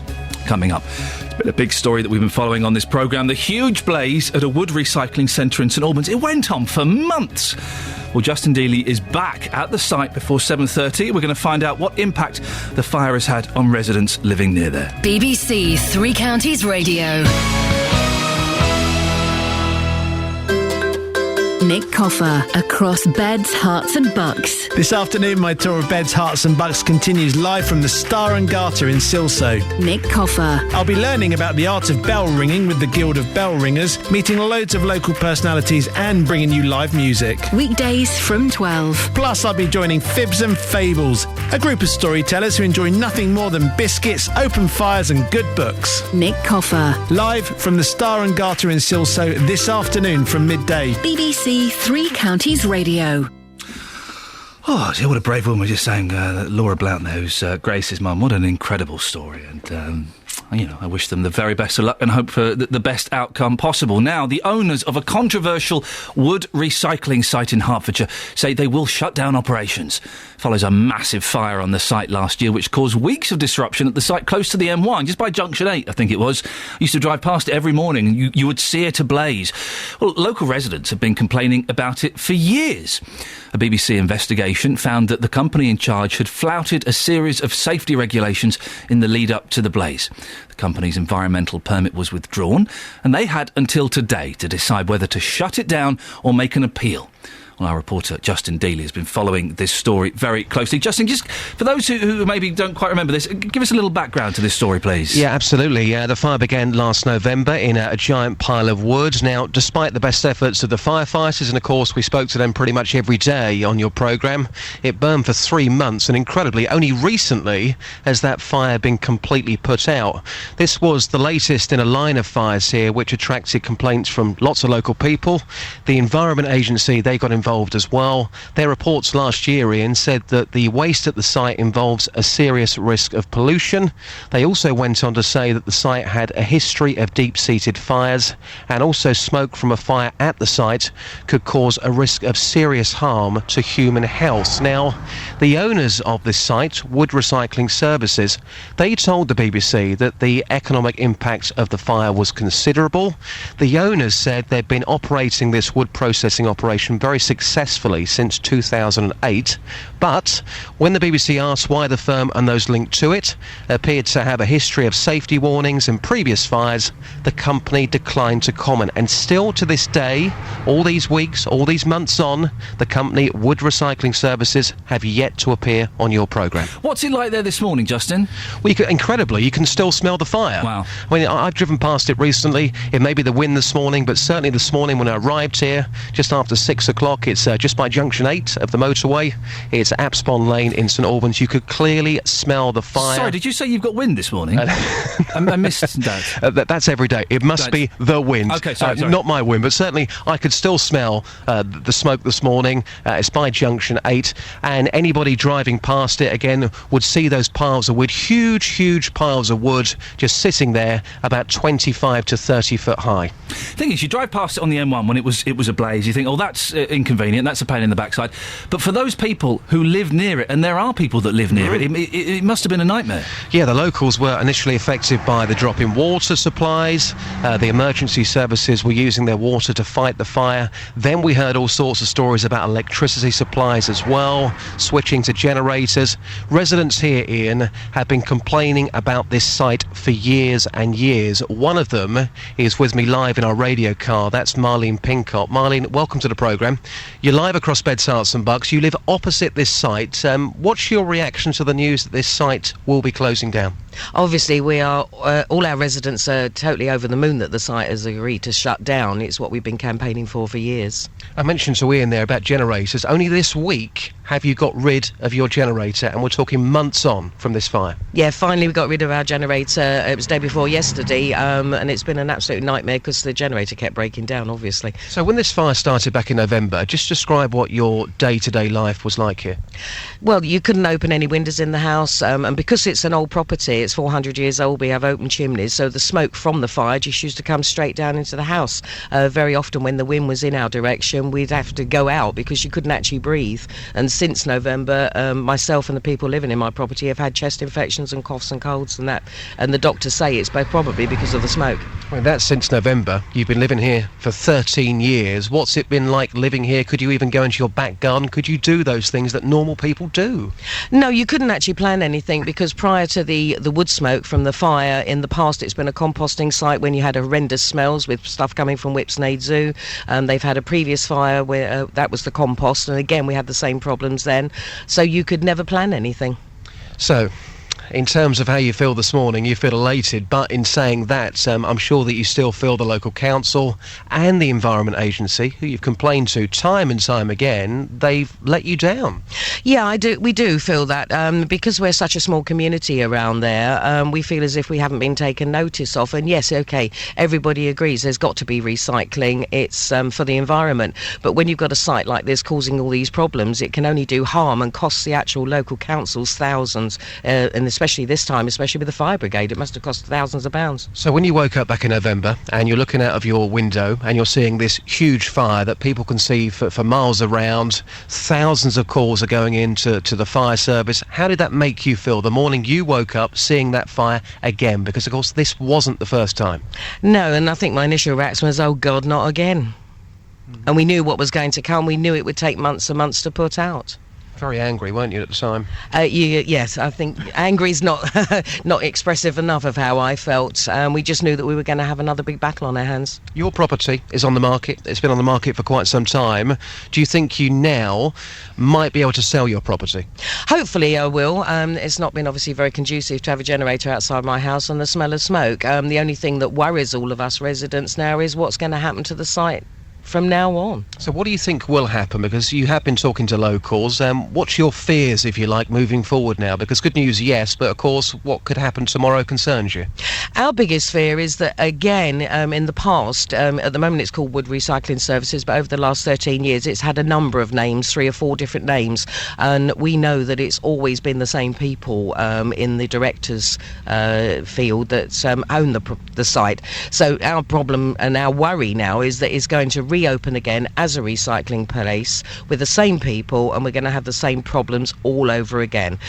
Us residents just don't want a recycling place there. It's got to move. Okay, a couple of final questions for you. We believe around 25 jobs are going to be lost here because this site is closing down. You must have sympathy for those workers, surely. Oh, absolutely. I've got sympathy for anybody that can lose their job, but the way I can say as an answer to that is, would they want to live opposite where they're working? Okay, final question. Why did you move there in the first place? Well, when I first moved there was no problem with the site whatsoever. It was only after the first 2 years when I think it was the Environment Agency or the council gave them permission to increase their lorry movements of the amount of product taking on the site. That's when we had the problems start. So for the first 2 years, there never was a problem. Marlene, appreciate your time. Always good to talk to you. All the best for the future. Thank you. There you go, Marlene Pincott joining us live on 3 Counties. This story, of course, Ian, goes back to November. You've heard some of the concerns there from Marlene. Yes, she's very, very happy about this news. This site will be closing. But, of course, the big question for local residents now is, what's going to be here next? Justin, listen, I appreciate that. Can I bend your ear on something, of course please? you can. As you know, I'm a huge fan of football, and I follow it very, very closely. You liar. How are the Hatters doing these days? Not very well. Not very well at all. I think they're currently sitting, 11th in the conference? Probably, and I'm sure somebody will back me up here. Yeah. It's probably been the worst season in the history of Luton Town Football Club. Yes, we had that fantastic cup run, and yes, we were graced with your presence at the Luton versus Millwall game. I brought greatness to the venue, the stadium. Certainly not a lucky mascot that day, losing 3-0. But no, it's been a bad season. But they've got a new manager, and onwards and upwards. The reason I'm asking about football is because there is one football. I do like it sometimes when sports stories cross over into mainstream news. Yes. And there's this story about England are playing a football match, like somewhere in Qatar. Yeah. And Rio Ferdinand was like, "Oh, they won't pick me." Then they picked him, and then he went, "Actually, I'm not going to do it. I'm going to go and be a pundit for Al Jazeera TV." Yeah. What do you think about that? Well, do you know what? I'll be completely honest with you, and I'm sure that people will back me up on this one. I have got absolutely no interest whatsoever in England football matches. What? I will not. No interest whatsoever. No, of course I don't. What do you mean? Of course you don't. Hang on. You're English, yeah? Mm-hmm. Right. So hang on. Even I have a vague interest in England football. How can you have no interest? Somebody will back me up here. Please phone in and back me up. I spoke to Jeff Hurst about this last year. Jeff Hurst, of course, big name dropper. Yes, big name dropper. Scored a hat trick in the '66 World Cup final. And I said to him, Jeff, do you know what? The problem nowadays is I cannot relate to these players. If you look at the England team, the amount of money they're on, what they get up to, I'm sorry, but I just cannot relate to them. Years ago, you go back to 1966, my dad and my granddad, they were both there, and after the game, if you saw a player, there would be every chance they would shake your hand. The players would be accessible to the fans. And share a fag with you. Quite possibly, but now you can't get anywhere near the team. These are supposed to be our idols. Rank coming up here, but I just don't like the England football team. I won't be watching it this evening. I have got no interest in it whatsoever. Well, hang on a doggone second. Let me put that out to the listeners. Does anyone listening to this agree with Justin that you're a fan of football, but you've got no time whatsoever for the England football team? 08459 455 555. You're shocking me. I've got no time for Rio. I think he's a pompous idiot who's just taking a big fat paycheck. I'm not going to play for my country, but I'll go and do some commentary, and take a huge... It's all to do with his training regime, to be fair, so I've been told. But people often say to me, for you, Justin, what is it? Is it club or is it country? Club every single day. You can relate to your club. How can you relate to these people that are on £150,000 a week? How can you possibly relate to somebody like that? I do find it difficult to relate to people who earn less than me. You're correct. But, okay, well, Justin, thank you very much. You've shocked me and you surprised me. That's going out this morning. Do you agree with Justin Dealey? It was not the response I was expecting at all. Are you a fan of football and you support your local team, your MK Dons, your other teams? I don't know a lot about football. I know, your Stevenages, your Luton Towns, all of that lot. But when it comes to the national squad, you've got no time for them whatsoever. Look at Ollie, work experience, trying to type up loads of teams for me. It doesn't matter. 08459 455 555. Do you agree with JD? You support your local teams, but when it comes to the national squad, you just cannot relate to them at all. 08459 455 555. Let's get the travel news now with Adam Glynn. Beds, Herts and Bucks travel. BBC Three Counties Radio. And as we head further into the morning rush, things are starting to get more progressively slow. M25 especially, anti-clockwise. We've got queuing traffic from junction 25 at Enfield round to 24 at Potters Bar. It's not a solid queue, but it is very slow moving. That's heading into the roadworks stretch. Then once you get through there, it's busy from the M1 to Kings Langley and from Maple Cross at junction 17 through to junction 15 at the M4. And that bit's taking about 25 minutes to get through. Probably going to end up being one big slow-moving train of traffic like it does tend to in about half an hour or so. If you're heading toward London, the A10 southbound, we've got delays from Turnford at the A1170, the Great Cambridge Road, through to the Winston Churchill Way, the A121, so pretty busy around Cheshunt. And then if you're using the A1, Borehamwood, usual queues building between Stirling Corner and Mill Hill Circus, looking particularly slow on the cameras. Trains, we've still got problems for Chiltern between Stratford upon Avon and Leamington Spa because of problems with line-side equipment, and delays for Virgin trains because of an earlier fallen tree. It's affecting them with delays of up to 20 minutes. Some cancellations still possible as well, mainly through Milton Keynes with services down toward London. Adam Glynn, BBC Three Counties Radio. Adam, thank you very much indeed. 7:30, time for the news and sport now. Here's Serena Farrow. Getting beds, hearts and bugs talking. This is BBC Three Counties Radio. Good morning. Doctors say a baby's condition is incompatible with life, but her parents from Langley are still fighting to get treatment to prolong it. The owners of a controversial wood recycling site in Hertfordshire say they'll shut it down. Meanwhile, an expert who led a government commission review of childcare in England has attacked coalition plans to allow nursery workers to look after more babies and toddlers. And residents in some villages around Stevenage fear their communities may be swallowed up. That's if expansion plans for the area get approved. That's all the news. Now let's turn to the morning sport. Beds, Hearts and Bucks Sport. BBC Three Counties Radio. Kicking off with cricket, then, England have struggled on the opening day of the final test against New Zealand in Auckland. Alistair Cook won the toss and put the home side into bat. They closed on 250 for 1.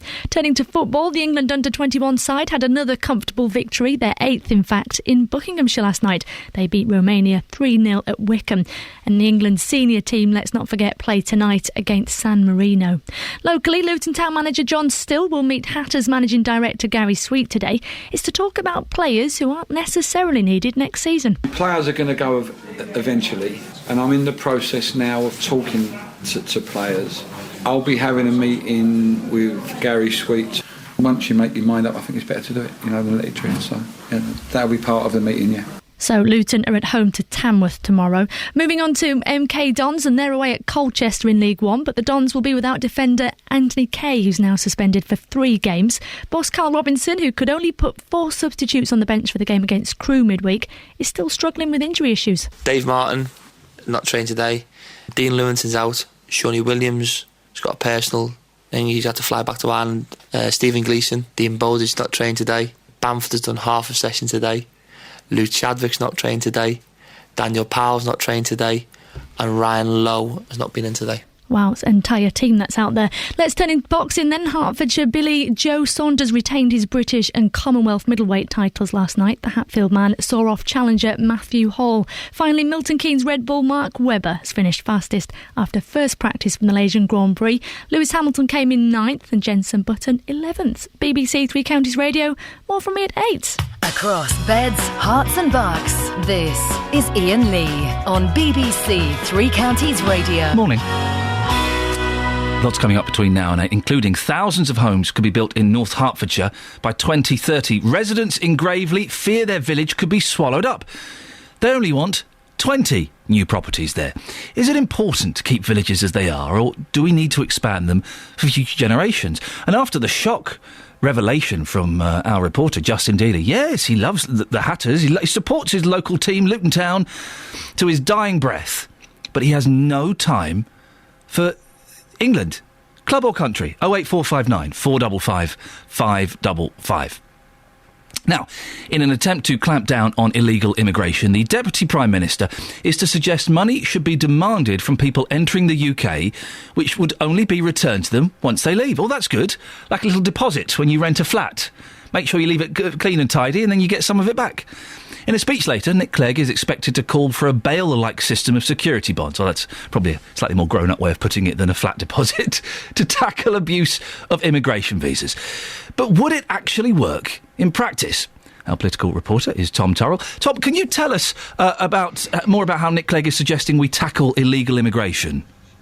Well, Ian, what Nick Clegg's going to do today in his first speech, interestingly, on immigration as Deputy Prime Minister, is he's going to call for people who enter the UK from high-risk countries to cough up some cash. He wants them to pay hundreds, maybe thousands of pounds to act as a deposit, as a guarantee, if you like, which will only be given back to them when they leave. So these sort of security bonds would add, I guess, a sort of element of financial incentive, put it that way, for people to leave once their immigration visa expires. We know this system, don't we? Think of the court system in this in the UK, the bail system. Now, this would act in a very similar way to that, except for instead of encouraging people not to do a runner, they want them to do exactly the opposite. Once the visa expires, they want them to do a runner and go back to the country they came from. How does Nick Clegg's Conservative coalition partners feel about this? Well, this is being put forward very much by the Liberal Democrats independently. And they're distancing themselves from their Conservative coalition partners. Vince Cable has said that the government's target of reducing net migration, that's the number of people entering compared to those leaving, they want it down below 100,000 by 2015. Vince Cable has said that's the wrong policy. It won't work. You should listen to what we're about to say. And they've also turned to the other side of the House of Commons and they've attacked Labour for when they were in power. They said there was mismanagement of the system. And they point to what are known as visa overstayers. People come into the UK essentially for holidays or as students and staying here way beyond their visa allows them, permits them, and they stay here for work and stay here illegally. Why is he doing this now, Tom? Well, we've just had, haven't we, a few weeks ago, the Eastleigh by-election. Who came second? Well, it was UKIP, wasn't it? So I imagine that the Liberal Democrats are looking at that and they're saying there are votes to be won if you're tough on immigration. And this is about sending a message to the electorate that they will deal with the problem that the electorate perceive, and that is one of immigration. Bear in mind as well, Ian, that in 5-6 weeks' time, there's a local election. So this is a bit of political posturing, which will go down well with the right-wing press and with a good chunk of the electorate. Tom, thank you very much indeed. That's our political reporter, Tom Turrell. It's an interesting idea.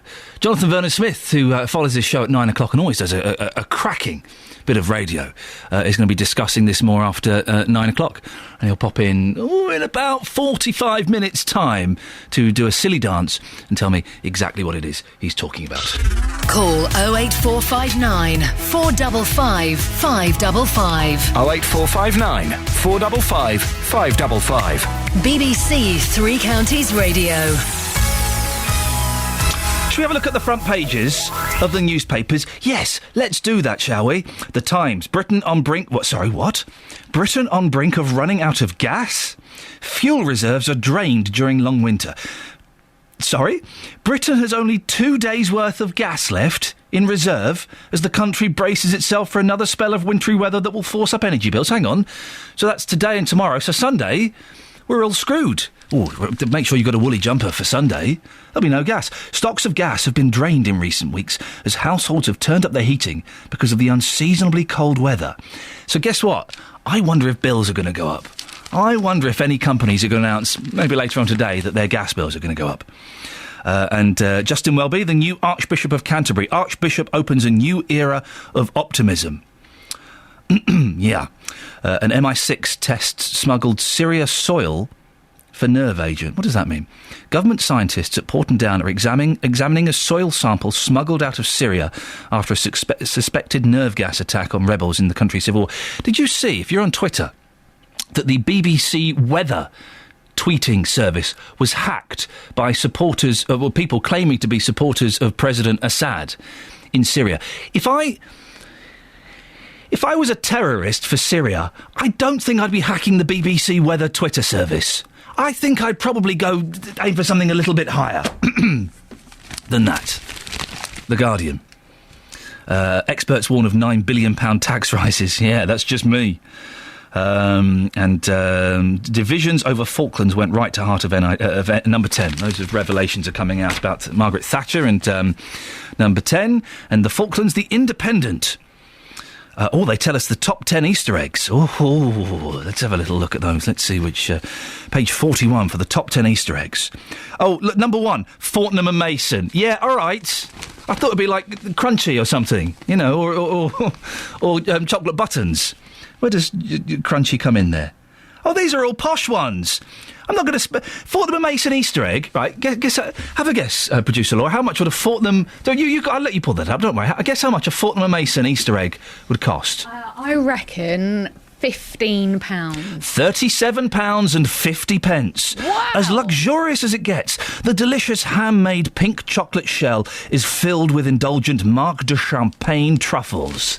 38 quid? That is mad. Loads of the supermarkets have had offers recently, and I have already eaten at least 5.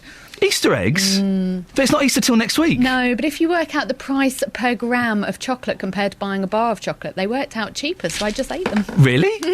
Well, not this one. The cheapest one here... Oh, look, James Chocolate Egghead. £4.49 from Lakeland. That'll do. But all the others, 13 quid, 15 quid, 20 quid for a Selfridges Easter egg. Crazy prices. Listen, thank you very much for that, producer. She's eating Easter eggs already. Can we find anybody else that's had an Easter egg already? If my niece and nephew are listening, you'll get them 2 weeks after Christmas, after Easter. Well, then they're cheaper then, aren't they? They're much cheaper. Let's have a quick look at the Telegraph and then we'll take a phone call. Minister's war on countryside is the Telegraph. Property developers have been privately promised that planning laws will be liberalised again within weeks to allow them to begin a house building boom. I'm just chuckling because I've seen Matt's cartoon for today. Matt, the resident cartoonist on the Telegraph. Always, he says what nobody else is thinking. And he's got, let's see, there's a picture. It's a sign at the top of some stairs. And it says, OBR, Economic Forecasts Department, up. There's an arrow pointing upwards. And then there's a gentleman falling downwards. Don't get that one. That's actually done a cartoon I don't get. Well, you can tell we're filling because we're speaking to Dennis in Dunstable. Good morning, Ian. Good morning, Dennis. I'm teasing. How are you, sir? I'm fine, absolutely fine. Football. Are you a fan of football? No, never have been. Really? No, even when I was at completely boys' school, I was forced to play football. But to me, it's a game, for God's sake. Yes. It's 22 very young athlete men chasing a ball of wind around the field, that's all. I'm not a fan of football, but do you not support Dunstable FC or anything? No, I don't. The only footballers I used to know anybody about was Stanley Matthews, who played for Blackpool at the time, they reckon he could swerve at some funny angle and get round people. Yeah. He was fantastic. Yeah. And the only other one I had was a German, actually. Oh, that's surprising. He was a captured paratrooper, Bert Troutman, who stayed in England after the war. He defected, did he? No, he played here, and he actually played for a team in goal, and he played for a match with a broken neck.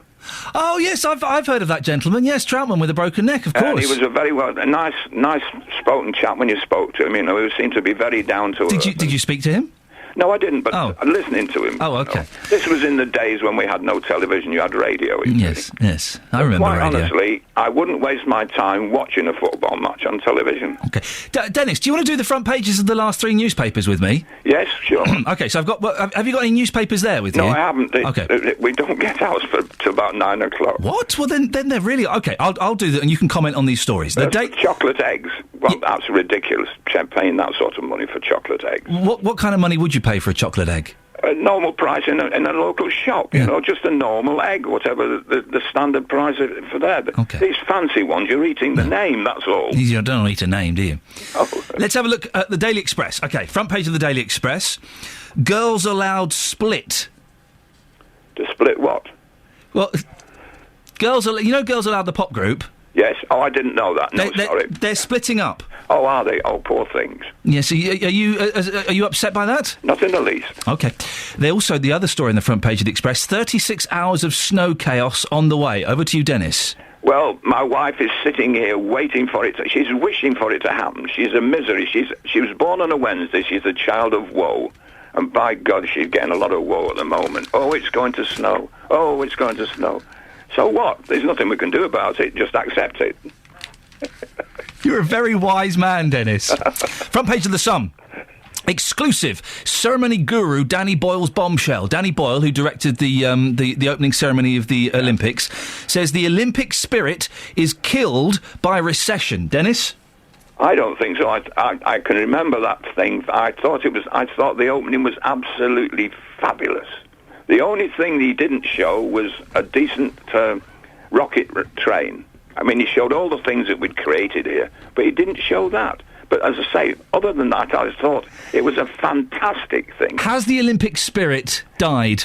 I don't know. I still look at some of these young people and think, my God, they've done very well. And they've earned, well, even if they didn't earn medals, they've done fantastically. They've pushed sport and everything, and not so much sport, but human endeavour to do what they've had to do, because they have to train like mad.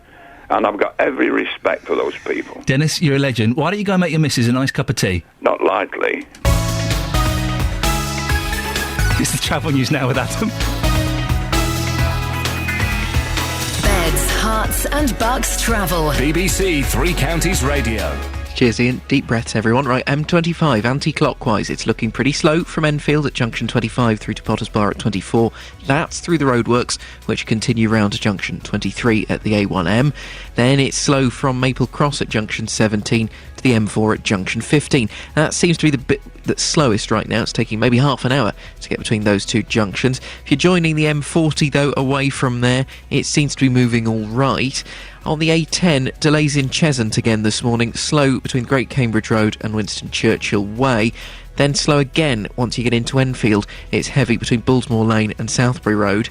A1 is queuing in Boreham Wood between Stirling Corner and Mill Hill Circus. Other routes across the three counties seem to be moving fine. No delays as yet really on the M1 this morning. On the trains, we've still got these problems for Virgin, delayed by up to 20 minutes after they had a tree on the line in the West Midlands earlier this morning, and will mainly be affecting services through Milton Keynes heading down toward London. Adam Glynn, BBC Three Counties Radio. Adam, thanks very much. 7:46. It's Friday, the 22nd of March. I'm Iain Lee, and these are your headlines on BBC Three Counties Radio. Doctors say a baby's condition is incompatible with life, but her parents from Langley are still fighting to prolong her life. After a fire at a Hertfordshire wood recycling site last year, it now looks set to close. In sport, the England under-21 team beat Romania 3-0 at Wickham last night. Coming up, residents in some villages around Stevenage fear their communities could be swallowed up if expansion plans for the area get approved. We'll hear more about their concerns before 8, but now it's 7:47, let's get the weather with Elizabeth Rossini. Beds, Hearts and Bucks weather. BBC Three Counties Radio.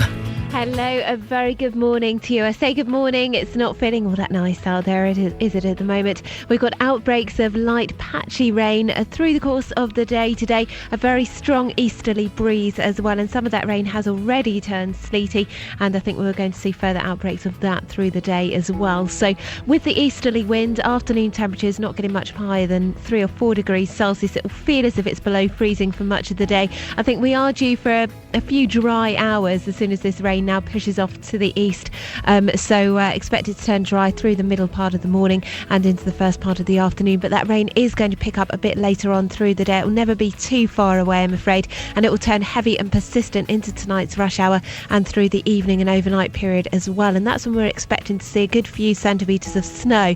Now I think it is going to snow quite widely across the three counties, of course over the tops of the hills, then we're going to get a little bit more, so particularly snowy here, but even a few centimetres possible to lower levels as well through the early hours of tomorrow morning in particular, and through the daylight hours of tomorrow as well. Thank goodness it's a Saturday. It shouldn't cause too much disruption, I suppose, but if you've got to be somewhere, you might well want to look at your travel plans.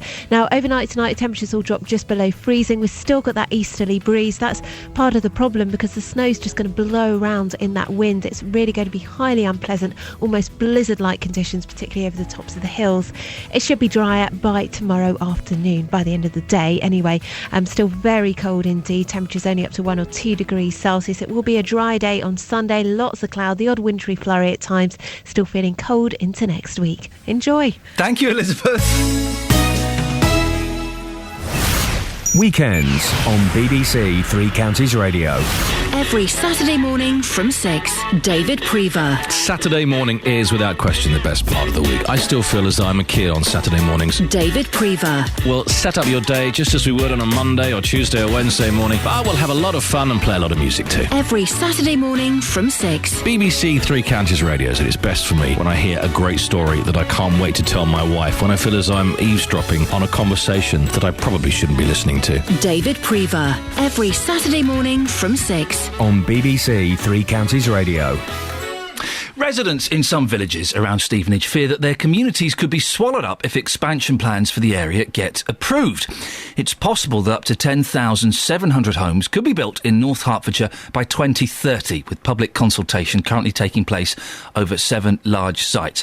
Joined now by Conservative Councillor Tom Brindley, in charge of planning at North Herts District Council. Good morning, Councillor. Good morning. And also Jack Rigg chairs GASP, Gravely Against Snap plan, which was formed to fight a previous development plan for Stevenage and is co-opted onto Gravely Parish Council's planning subcommittee. Morning, Jack. Good morning. Jack, what do you think about the scale of developments proposed in this district? Is it realistic? Well, the first thing is No, it's not realistic. But what has been proposed is 10,700 houses somewhere in the area.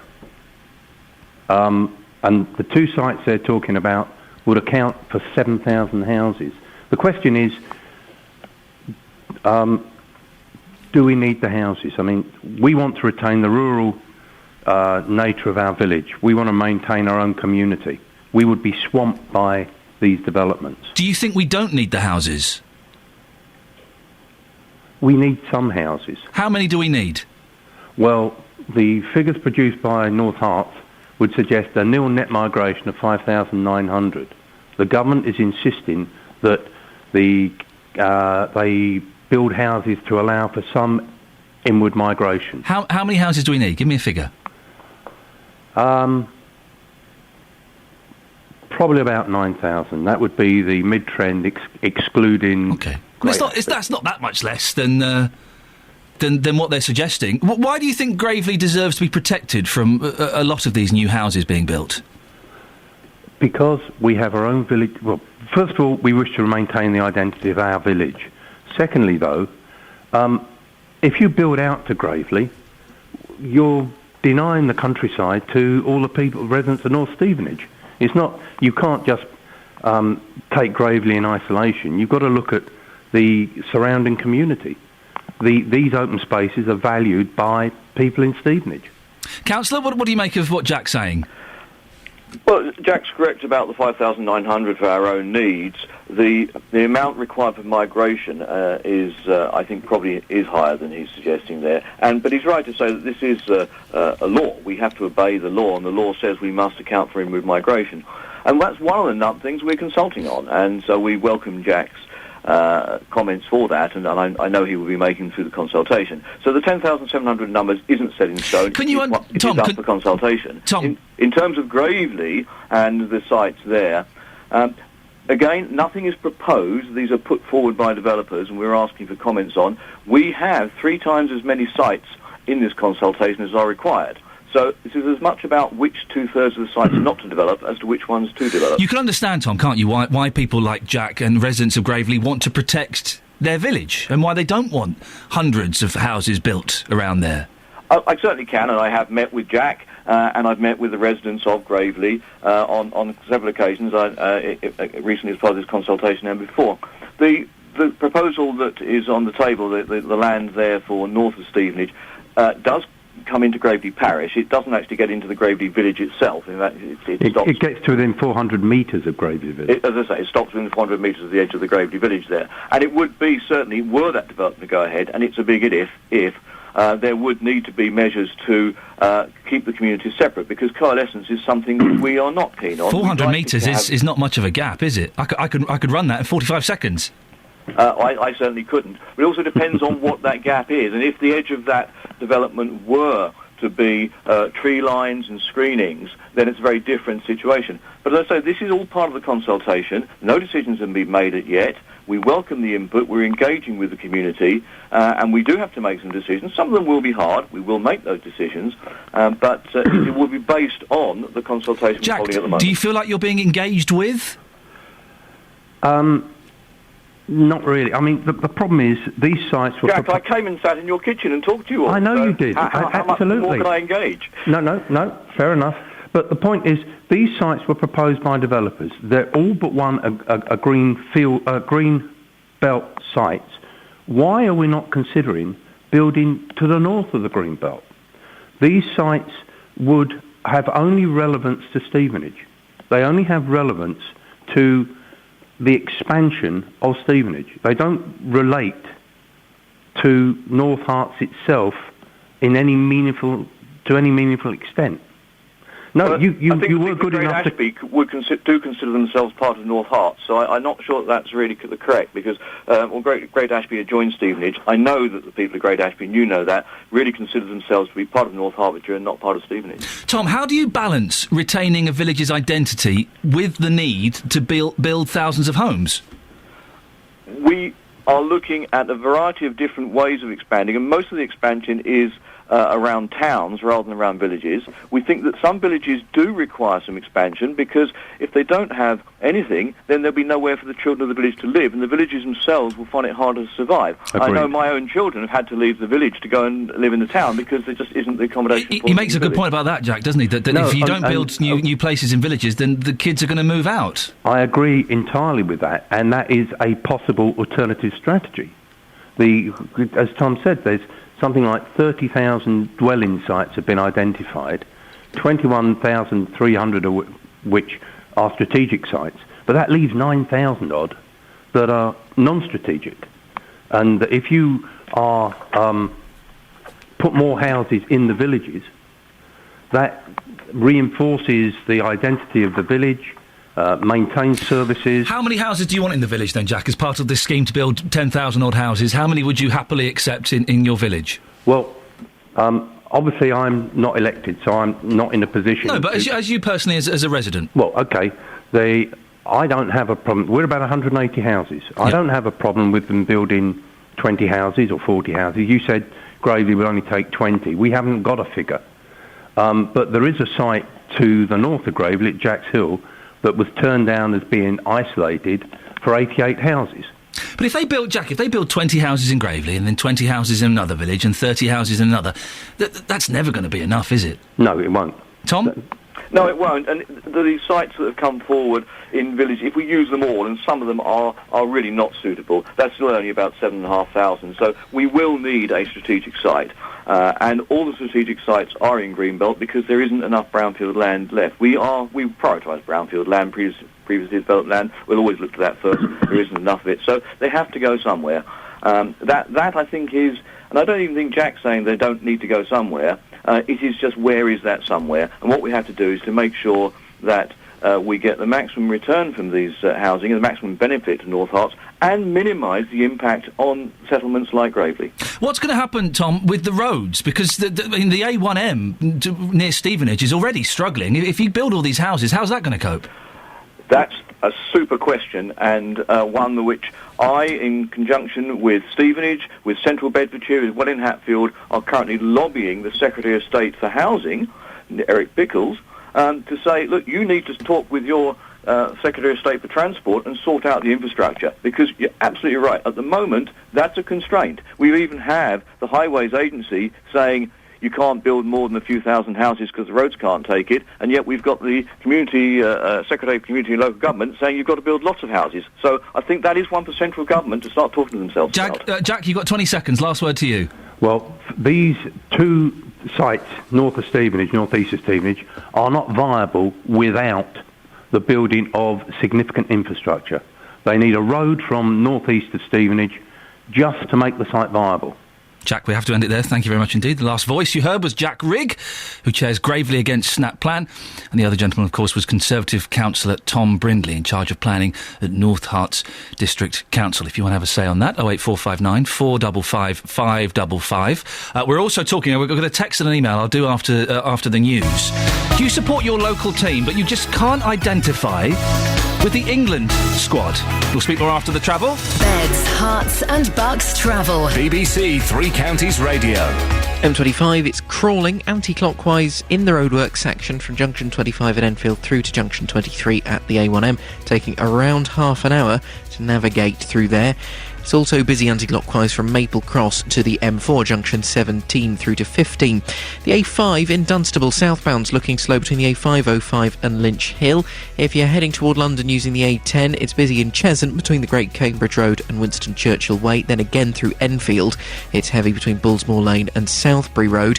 Meanwhile, on the A1, Barnet Bypass is slow southbound through Borehamwood between Stirling Corner and Mill Hill Circus. Virgin Train still reporting delays of up to 20 minutes after they had a fallen tree on the line in the West Midlands earlier this morning. That will affect services through Milton Keynes down to London. And Chiltern now reporting delays of up to 45 minutes between Stratford-upon-Avon and Leamington Spa because of a problem with line-side equipment. Adam Glynn, BBC Three Counties Radio.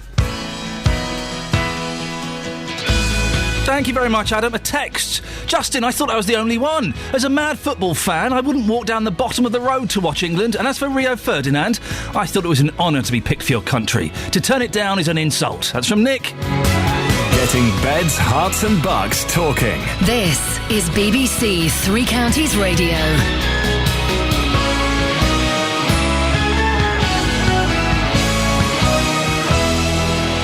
It's 8 o'clock, I'm Serena Farrow. The headlines: Langley parents struggle to get treatment for their baby, Hertfordshire wood recycling site closing down, a new university set to open in Milton Keynes. BBC Three Counties Radio. The parents of a baby who was given just weeks to live when she was born are now fighting for medical treatment to extend her life. Grace Williams from Langley on the Buckinghamshire and Berkshire border has a rare genetic disorder, which means she has serious heart problems.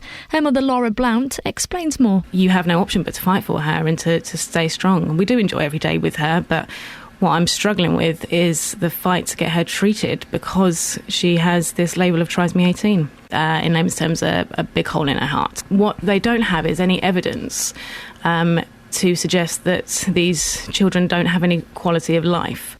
Turning to other news, in Hertfordshire, the owners of a controversial wood recycling site say they're going to shut it down. There was a massive fire there last year which caused weeks of disruption near to the M1, but local residents had been complaining about it for years. A BBC investigation found that the company in charge had flouted a series of safety regulations in the lead up to the blaze. Milton Keynes is getting a new university. The joint collaboration between the University of Bedfordshire and Milton Keynes Council is being launched later this morning. From September, there'll be a university campus, and the first students have already applied. Now, residents in some villages around Stevenage fear their communities may be swallowed up if expansion plans for the area get approved. It's thought up to 10,700 homes would be built in North Hertfordshire by 2030, with public consultation currently taking place over 7 large sites. Well, Tim Moody is from nearby Weston and chairs the parish council there. They're spreading quite a lot of their houses, something in the region of 5,000, across various towns and villages, filling in brownfield sites, building on the edges of villages. Well, we would welcome a modest development of houses within Weston to maintain local amenities, the village shop, the village pub, transport services. It supports local schools. A man's due before Milton Keynes magistrates today, charged with 7 robbery and theft-related crimes. It's alleged 34-year-old Christopher Jones, of no fixed abode, carried out most of the offences this month at various supermarkets across the city. Let's move on to sport then, and the England under-21 team beat Romania 3-0 at Wickham last night. And the future of the Olympic Stadium in East London is expected to be confirmed today, with West Ham Football Club agreeing a deal to move in. Finally, the weather, and it's not looking all that great out there. Plenty of that white stuff around, set to be both windy and cold, and indeed it is across many parts of Britain. It will be staying quite snowy as well. Temperatures 4 degrees Celsius, that's 39 in Fahrenheit. There's more news and sport online at bbc.co.uk/3 counties. BBC Three Counties Radio, first for news.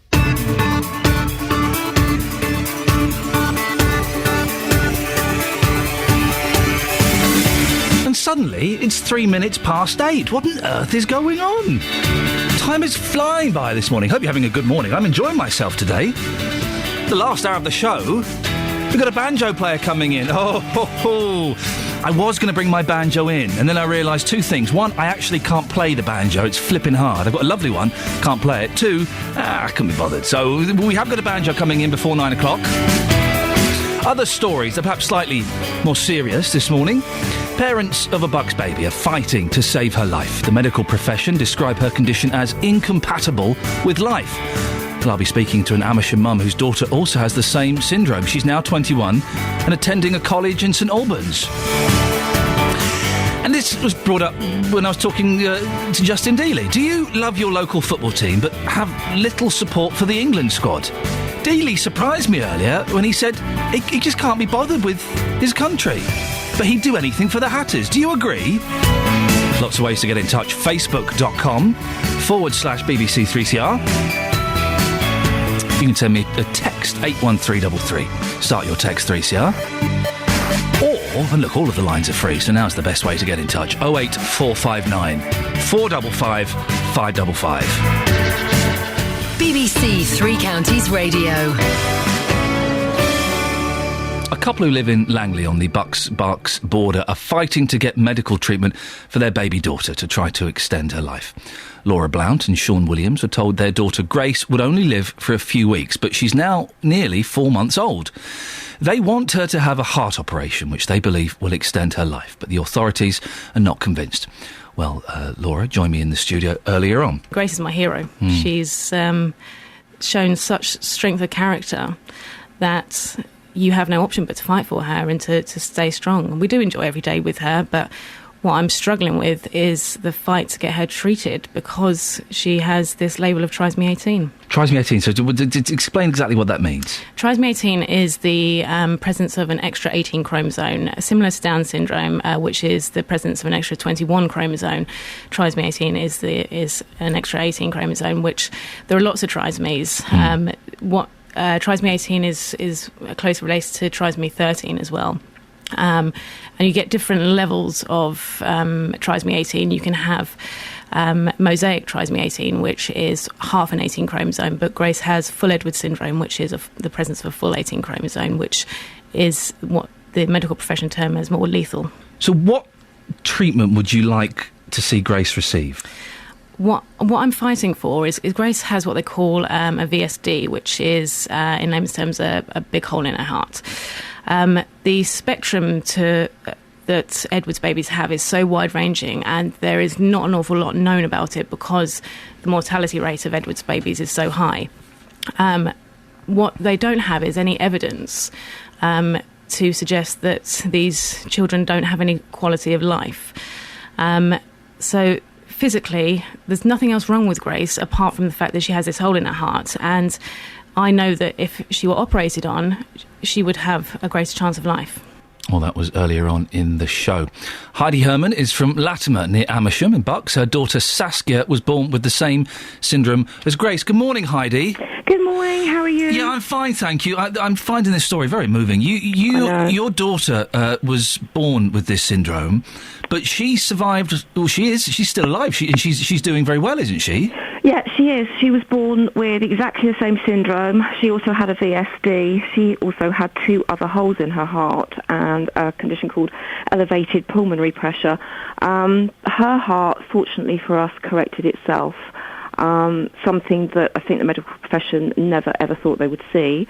Once she actually showed us that she was actually going to possibly be a long-term survivor, they started to talk slightly differently. And I've been very, very lucky in that our care has been handled by High Wycombe Hospital and Stoke Mandeville, and I have to say the paediatric team there were absolutely fantastic, and they never prevented Saskia from having anything. So she is now 21. She is profoundly handicapped, but she has had the most amazing life, and I wouldn't swap having had any of those experiences for anything. And you were told that she wouldn't live very long at all? We were told exactly the same thing, that the condition was incompatible with life. Do they actually use that phrase with you? Yes, they used that phrase. She was born on a Tuesday, and we were told to have her christened because she probably would not survive until the weekend. How does that make you feel as a parent?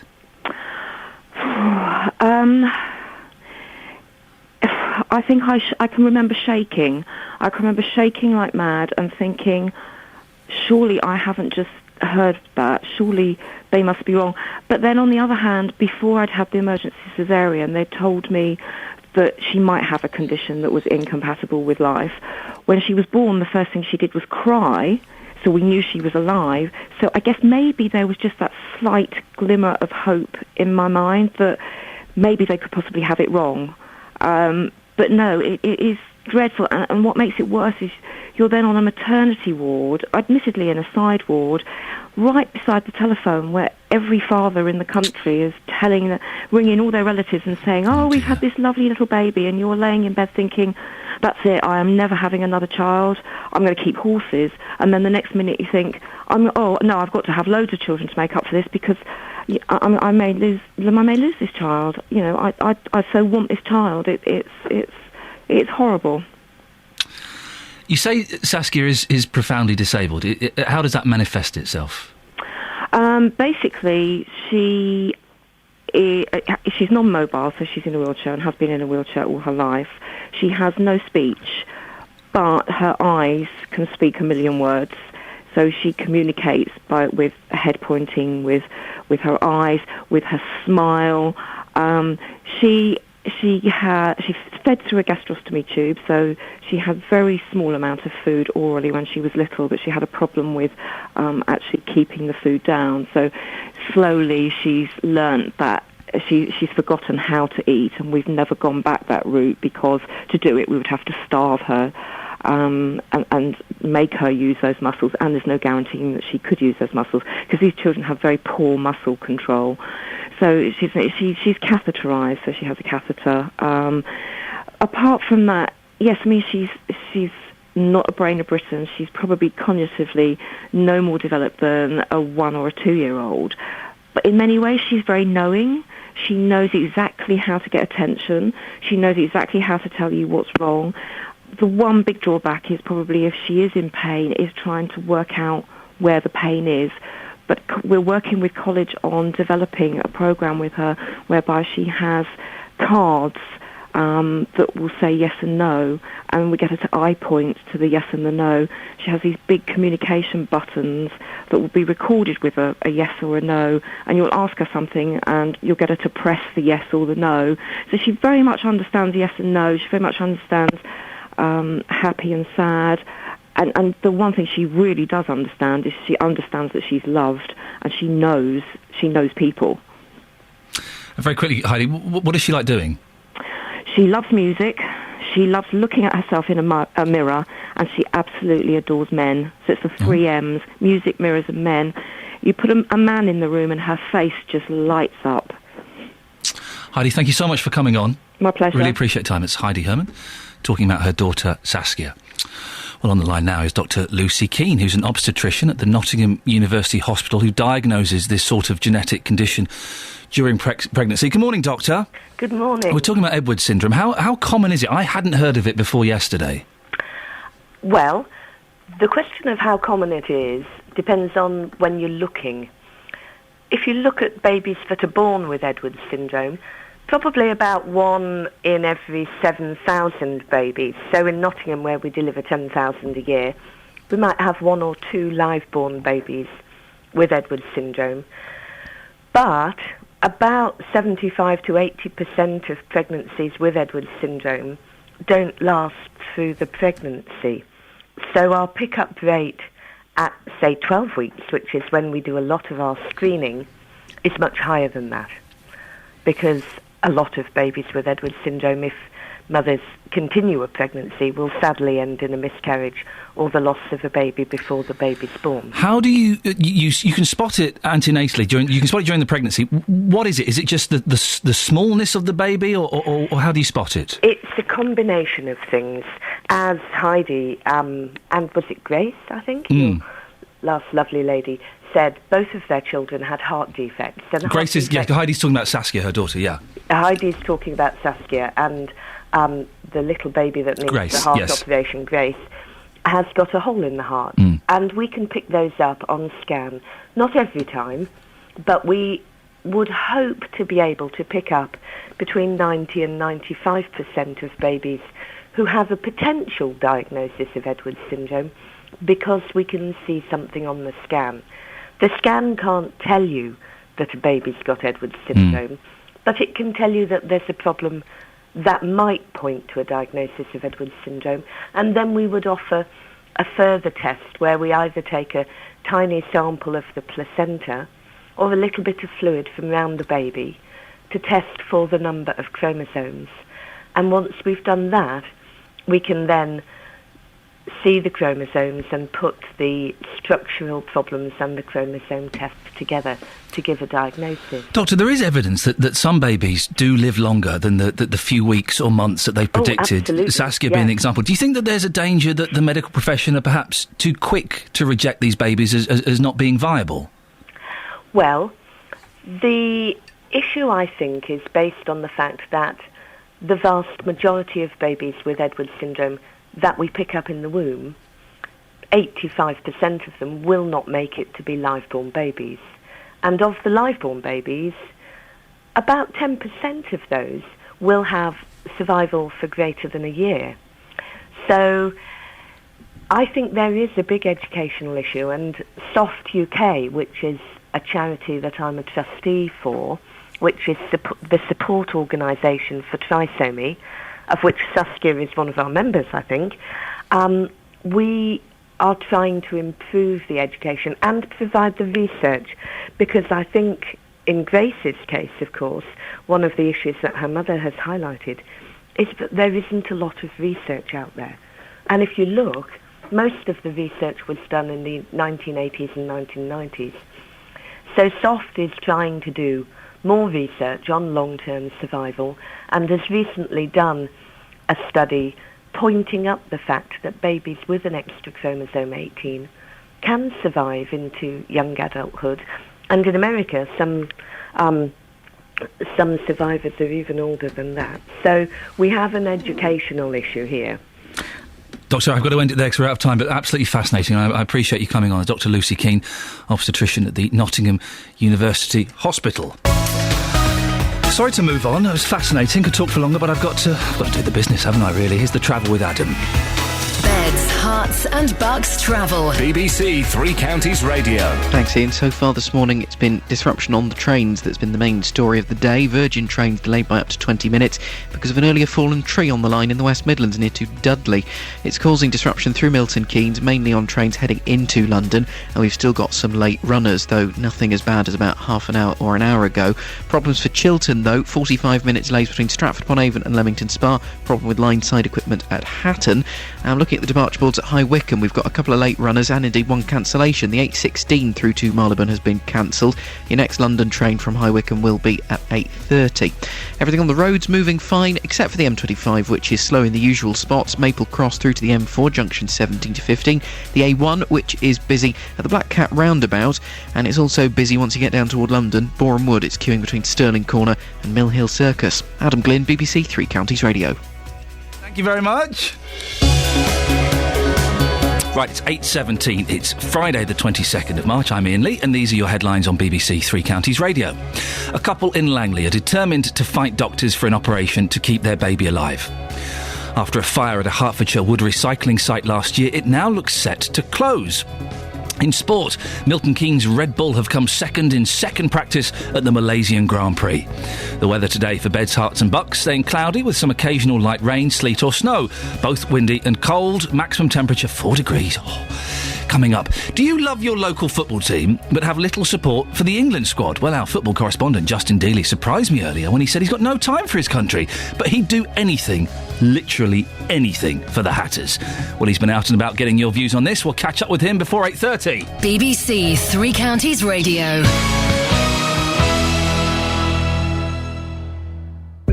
On April the 1st, the welfare system undergoes its biggest change for 60 years. We're determined to reform welfare so that work always pays. There'll be new benefits, changes to existing ones, and more responsibility for local government. They're not being guinea pigs, they're actually getting very, very close support and advice, and actually I think this will be a tremendous success story. Next week, we'll be finding out what these radical changes really mean to Beds, Herts and Bucks. We're going to be £908 worse off. As usually, just feels like we're wading through mud with this one. Now that I'm on benefits, I'm actually better off. Benefit changes, making it clear. Next week on BBC Three Counties Radio.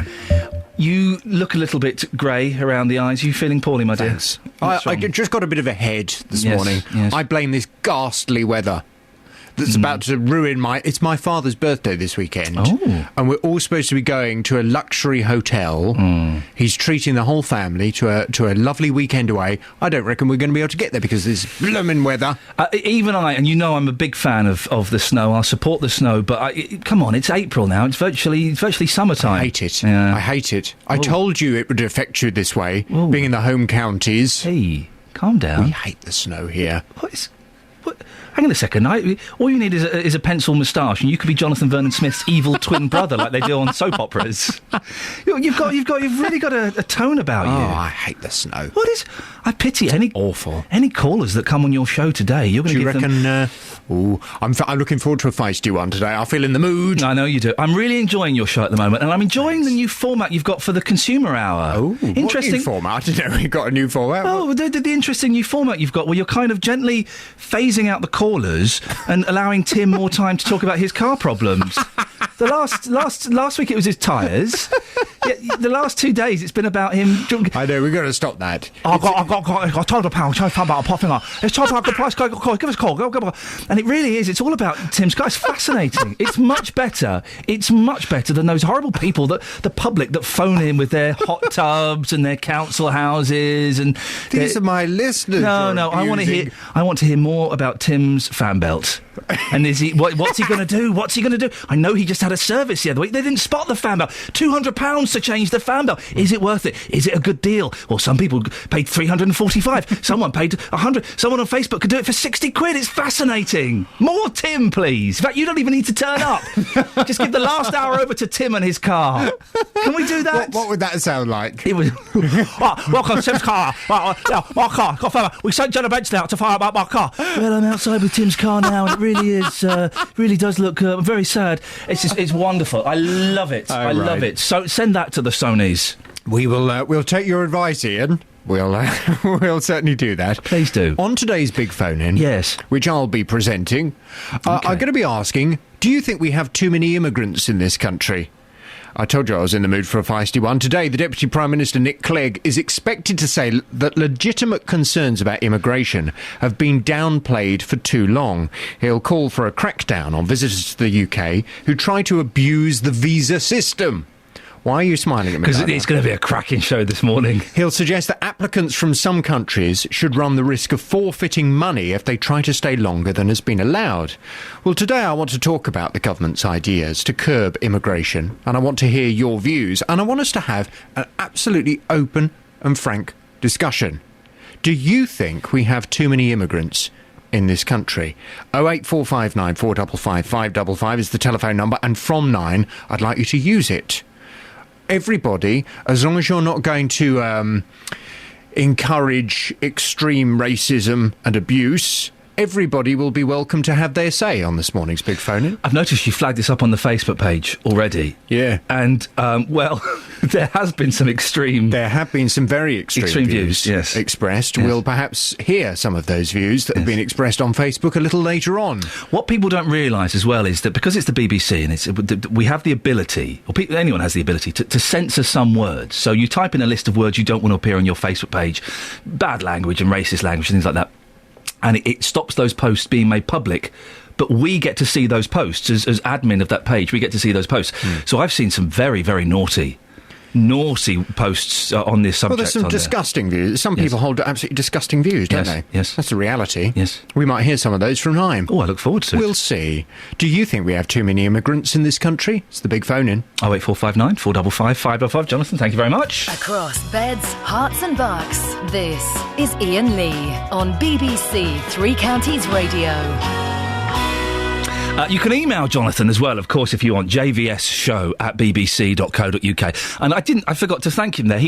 I was getting bullied last night on Twitter. I was getting bullied by someone who said, I miss Iain Lee where's the funny Iain Lee? He's not funny anymore. I miss him being funny. So I replied to this person, how's this for funny? You're blocked. And Jonathan stepped in and defended me vigorously. And then Jonathan got a load of abuse from this person. This person, I have to say, I can say this quite categorically, is a pervert. I can say that because what they do is they post pictures. They're one of these, and if you've got young people in the car, they're one of these foot fetishists. So all they do is post pictures of feet on their Twitter page. It really is. I had a look. The thing is, I don't mind feet. You've got nice feet. I'll have a look. This person's feet, they claim to be a woman. I think it's a gentleman. Horrible feet. Really horrible. Oh, dear. Nothing sexy at all. Nothing sexy at all. So I have to thank Jonathan for stepping in on the internet last night and defending me from internet bullies. So thank you.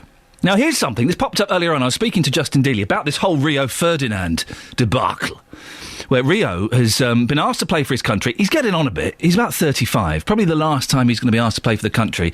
He said yes, and then he went, oh, no, I can't do it. I can't do it. Instead, he's going to go to Qatar, and he's doing some football punditry. I think it's for Al Jazeera. I'm not sure. I imagine it is Al Jazeera. I imagine big bucks will be involved in that. He'll be getting paid a few quid. And so I was asking Justin, what does he think about a footballer turning his back on his country? And Justin suddenly went bonkers. I've got no time. I'll tell you what, girl, I've got no time for England. I love the Hatters. Come on, yes. I've got no time for England. Well, I was surprised. Club or country, dear listener. What do you think is more important to support when it comes to football? Well, Justin Dealey has been out and about, speaking to fans in Hemel and finding out what they think. Now, David, for you, it's club over country every single time. Tell us why. Every time. Because I can't afford a season ticket, so I don't go these days. But I used to go home and away Arsenal. All my money, time and emotion went on my club. So why would I care about England? Plus, most of the people that play for England, you hate them 50 weeks of the year. I can't suddenly love Frank Lampard and Ashley Cole and Rio... Come on, it's your country. Yeah, well, I'm half Welsh anyway. When the rugby last week, I wanted Wales to win. So you think anybody who goes and follows England is quite simply wasting their money and their time? No, I'm not saying that, but I can't understand people who claim to passionately support a club but also passionately support England. Can't see it. OK, John, you're a West Ham supporter. Do you agree with me? Club over country any day of the week? Yeah, club any day. Can you tell us why? They don't seem to play for the country. They don't seem to give their all for the country. When it's club, they seem to give more. That's my outlook on it. Well, Daniel, you're the second West Ham fan I bumped into this morning. Club or country for you? Club. And tell us why it's club over country. Because England's got no passion for me.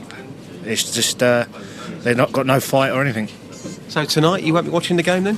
I may watch bits. Yeah. Bits and pieces. But seriously, no interest in England whatsoever compared to West Ham, your team? No.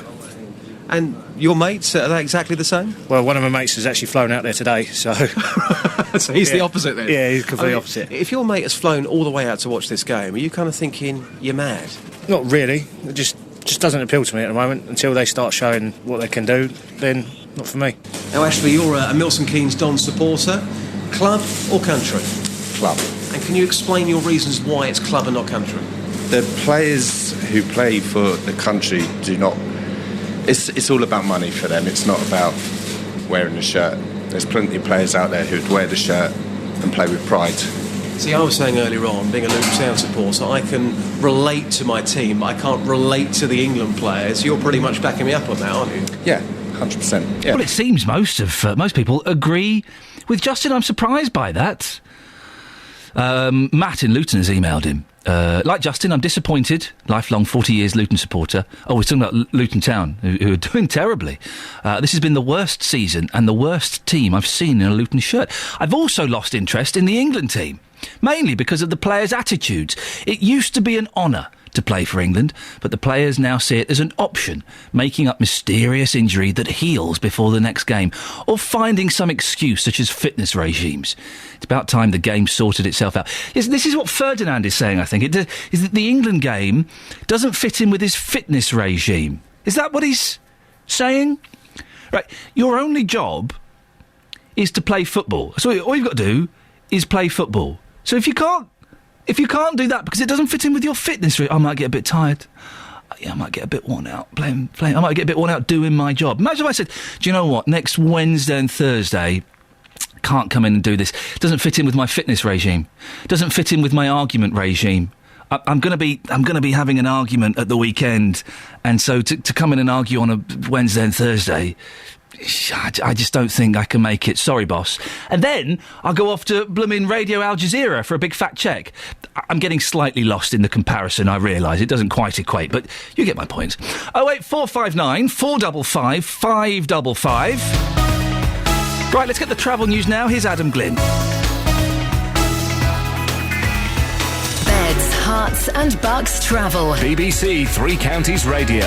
On the A1 southbound, delays between Eton Soken and the Black Cat roundabout. It's also looking slow if you're using the A1 to go all the way down toward London. Once you get to Edgware, it's looking busy between Apex Corner and Mill Hill Circus. The A10 crawling a little through Cheshunt between the Great Cambridge Road and Winston Churchill Way, and it's also busy in Enfield between Bullsmore Lane and Southbury Road. M25, it's slow through the roadworks as you would expect. You're down to 50 miles an hour in the stretch with the narrow lanes from junction 25 to 23 in both directions, but anti-clockwise is where it's slowest. Then again from Maple Cross round to the M4 junction 17 to 15. Delays continue on Chiltern Railway services this morning, up to 45 minutes. They're affected between Stratford-upon-Avon and Leamington Spa by a problem with line-side equipment. And Virgin reporting delays of up to 20 minutes. They had a problem with a fallen tree earlier this morning in the West Midlands. Adam Glynn, BBC Three Counties Radio. Adam, thank you very much indeed. 08459 455 555. Club or country? Which is more important to you when it comes to football? It's coming up to 8:30. Let's get the latest news and sport now. Here's Serena Farrow. Getting beds, hearts and bugs talking. This is BBC Three Counties Radio. Good morning. A couple in Langley are determined to fight doctors for an operation to keep their baby alive. Elsewhere today, the Deputy Prime Minister Nick Clegg's expected to say that legitimate concerns about immigration have been downplayed for too long. The JVS show will be asking this morning, do you think we have too many immigrants in this country? Meanwhile, the owners of a controversial wood recycling site in Hertfordshire say they'll shut it down, and residents in some villages around Stevenage have concerns they'll be swallowed up. That's if expansion plans for the area get approved. That's the news. Now let's turn to all the morning sport. Beds, Hearts and Bucks Sport. BBC Three Counties Radio. Starting with cricket, and England won the toss, but very little else as New Zealand enjoyed the best of the opening day of the deciding Test match. They finished on 250 for 1. Football, and the England under-21 team beat Romania 3-0 at Wickham last night. Meanwhile, the England senior team played tonight against San Marino. Locally, Luton Town manager John Still will meet Hatters managing director Gary Sweet later on. They'll be talking about players who aren't necessarily needed next season. Players are going to go eventually, and I'm in the process now of talking to players. I'll be having a meeting with Gary Sweet. Once you make your mind up, I think it's better to do it, than let it drift. So that'll be part of the meeting, yeah. So Luton are at home to Tamworth tomorrow. Milton Keynes Dons are away at Colchester in League One, but the Dons will be without defender Anthony Kay, who's now suspended for 3 games. And boss Carl Robinson, who could only put 4 subs on the bench for the game against Crewe on Tuesday, is still struggling with injury issues. Dave Martin, not trained today. Dean Lewington's out. Shawnee Williams has got a personal thing, he's had to fly back to Ireland.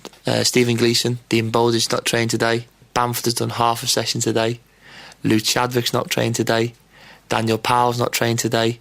And Ryan Lowe has not been in today. You may as well write the whole team off. Right then, let's turn to boxing, and Hertfordshire's Billy Joe Saunders retained his British and Commonwealth middleweight titles last night. The Hatfield man saw off challenger Matthew Hall. Finally, Milton Keynes Red Bull have come second in second practice at the Malaysian Grand Prix.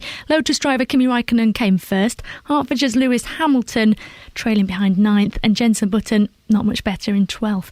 And then we'll finish there. BBC Three Counties Radio. More from me at 9. Whoa, hang on a minute. You had the tone of your voice, you had more to give us, and then what happened? You just ran out of news? Yeah, it's enough. It's enough, isn't it? Do you want some more? I mean, we can do a bit more if you like. No, we'll end it there. Across beds, hearts and bucks, this is Iain Lee on BBC Three Counties Radio. Morning! Lots coming up between now and 9 o'clock. Now and JVS, including thousands of homes, could be built in North Hertfordshire by 2030. Well, as you've been hearing this morning, residents in Gravely fear their village could be swallowed up. Is it important to keep villages as they are, or expand them for future generations? And it's Musical Friday. I'm very excited, very excited. We've had bagpipes. Was it a week ago we had bagpipes in? It was a week ago, wasn't it? That week has gone so quickly. So we've had bagpipes, we've had harps, we've had gospel choirs. I say gospel choir, it was 2 people. Today, from Hemel, bit of banjo. Gentleman coming in, he says there's not enough young banjo players coming up the ranks. I totally agree with him. I love a bit of banjo. The thing is, it's flipping hard to play. It's a tough instrument. Well, he'll be in before 9 o'clock, maybe proving me wrong. Call 08459 455 555. 08459 455 555. BBC Three Counties Radio. Residents in some villages around Stevenage fear their communities could be swallowed up if expansion plans for the area get approved. It's possible up to 10,700 homes could be built in North Hertfordshire by 2030, with public consultation currently taking place over 7 large sites. Well, our reporter, Ewan Duncan, visited Gravely to the north of Stevenage, and he spoke to the Liberal Democrat leader on North Herts District Council, Steve Jarvis, who's a councillor for Weston and Sandon. I think where there may need to be some houses around the edge of Stevenage, I think there's a real question about the number and the level of growth that the council is leaning towards suggesting, I think there's a good argument that that's not the right number and that a lower number would be more appropriate. I think there's also a need to spread the housing around. It's supposed to meet the needs of people in the district, and that need will be in Hitchin and Letchworth and Baldock and Royston and all of the villages. So the council ought to be identifying ways to put any new housing spread around like that. I think the problem they have is that they've found sites by going and asking developers where they'd like to build some houses, rather than looking for places that might be suitable, that might not have an undesirable impact and would actually meet local people's needs. The policies are supposed to make sure that there isn't a joining together of towns and villages, and the proposed site just stops in the middle of the field. I think it's probably along the line of the pylons, but it doesn't follow any sort of natural features at all. It will probably be a greenbelt boundary. They're supposed to be recognisable features in the landscape, woods or ridges or valleys or roads. I think it does none of those things. There are several areas where houses could potentially be built. Do you think all of them will see some housing in the long run? I suspect that some of them won't. I think some of the sites are very unlikely to be built. The one to the northeast of Stevenage, I think, has some enormous difficulties in terms of access and ownership, and whether or not the west of Stevenage one ever happens, I think, obviously depends on what the Secretary of State decides to do or what happens with the inquiry into the previous application. And some of the smaller sites are clearly suitable, whilst others of them are clearly ridiculous. They're plonking houses in the middle of nowhere. Liberal Democrat leader on North Herts District Council, Steve Jarvis, talking to our reporter Ewan Duncan there. Well, the scenario for Stevenage could eventually have similarities to another area of the three counties which expanded rapidly in the past and is still growing very rapidly today, Milton Keynes.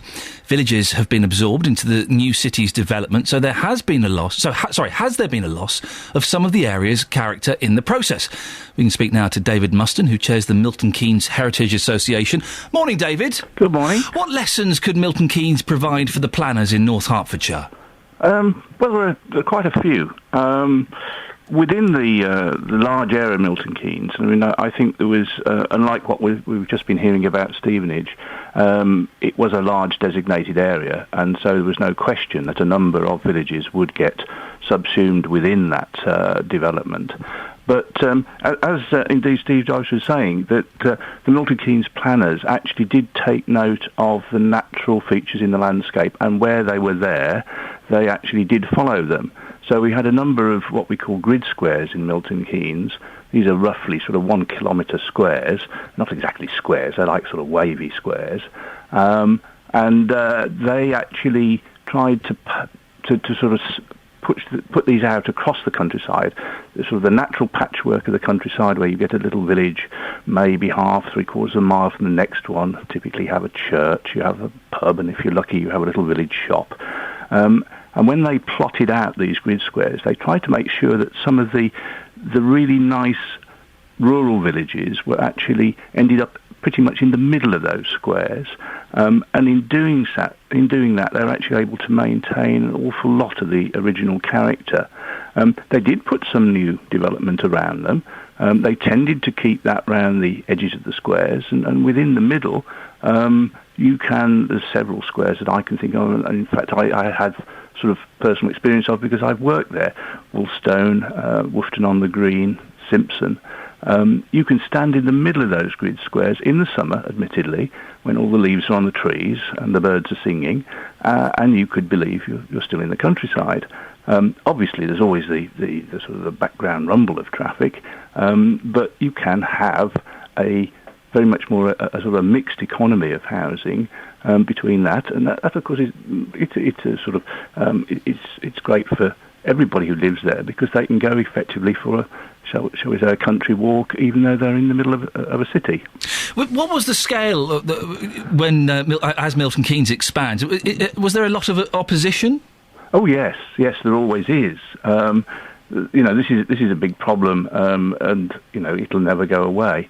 We've been as a country, we've been underbuilding in terms of housing for decades now. There is a huge demand. At the same time, obviously, I'm interested in heritage. I'm very interested in trying to keep the very best of what we've got. But one has to accept that compromises do have to be made. But indeed, intelligent planning and not, I would agree entirely what Steve Davis said about simply leaving it up to the commercial pressure of developers. The planning has got to be thoughtful. It's got to take into account the natural features of the landscape, follow the natural lines. In Milton Keynes, obviously, they followed river valleys, the watercourses, the lakes. There's not much high ground, but where it's there, you can use the sort of folds in the country as well to follow those features through. David, is it not just part of the world we live in that actually these small villages, they are eventually going to be absorbed as we do have to build more and more housing? Yes, well, the three instances I gave there are, in my mind, some of the best solutions that you can have, given that those villages would eventually get completely surrounded. I think there are other solutions, but because the danger comes if you're looking at low density, which is what Milton Keynes had when it was originally conceived, probably the lowest population.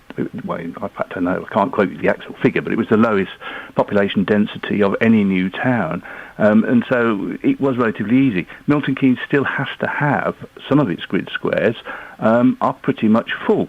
And you have to have that because you balance that with the lower density where you have more attractive landscape and more attractive local amenities and villages that you do want to preserve within the overall structure. But it is a problem, but I would also agree that you don't want to have this thing where you have a sort of a low density which just keeps on growing and growing and absorbing, and then you get coalescence between one town and the next town, and you end up just filling everything with concrete. And nobody, I don't think, ever would like that. David, thank you very much. We have to end it there. David Muston, who chairs the Milton Keynes Heritage Association. Across beds, hearts and bucks, this is BBC Three Counties Radio. Well, we're expecting banjos before 9. Apparently he's lost. He's lost. If he doesn't turn up, get him on the phone. We'll have we will have banjo music before 9 o'clock. I'm almost gonna guarantee it. If not, I'm going to put some strings on Work Experience Ollie and play him, for goodness sakes. I'll play his banjo. How about that? A banjo player is lost. If you see a man wandering around Luton with a banjo, send him over to us, if you wouldn't mind. Now, Justin Dealey surprised me earlier on in the show by saying, loves Luton Town. That wasn't a surprise. We know he does. But he's got no time for England, the England squad. Pat in Houghton Regis. Pat, do you understand what Justin's saying? Yeah, I love Luton Town as well. No matter how poor they're playing at the moment, better than the England side by far. Why? Because listen, I don't particularly like football, so I don't understand this. Why? Well, you've got ever since they went to charge you to watch England on the TV, I lost interest. Why do I want to watch a football team that's mediocre, passes back to their defence 75% of the time, and don't know how to attack, and are not really interested, really? Supposing they were excellent, Pat, supposing they had some superstars in there, would that excite you? Would that interest you? Or do you just think that they earn so much money, then they're not in touch with the common man? Oh, well, Rooney said it all when he criticised the fans in one of the big tournaments, you know. He said, call yourself fans. Well, I say to him, call yourself a footballer, because they're not. He did do that. I remember that. He was. He's a bit of a muppet, isn't he? He came out and slagged off all the fans for not supporting them properly. Well, hang on a minute. What do you want? You're travelling up first class. You're staying in 5-star hotels. You get paid a fortune. They are out of touch, aren't they?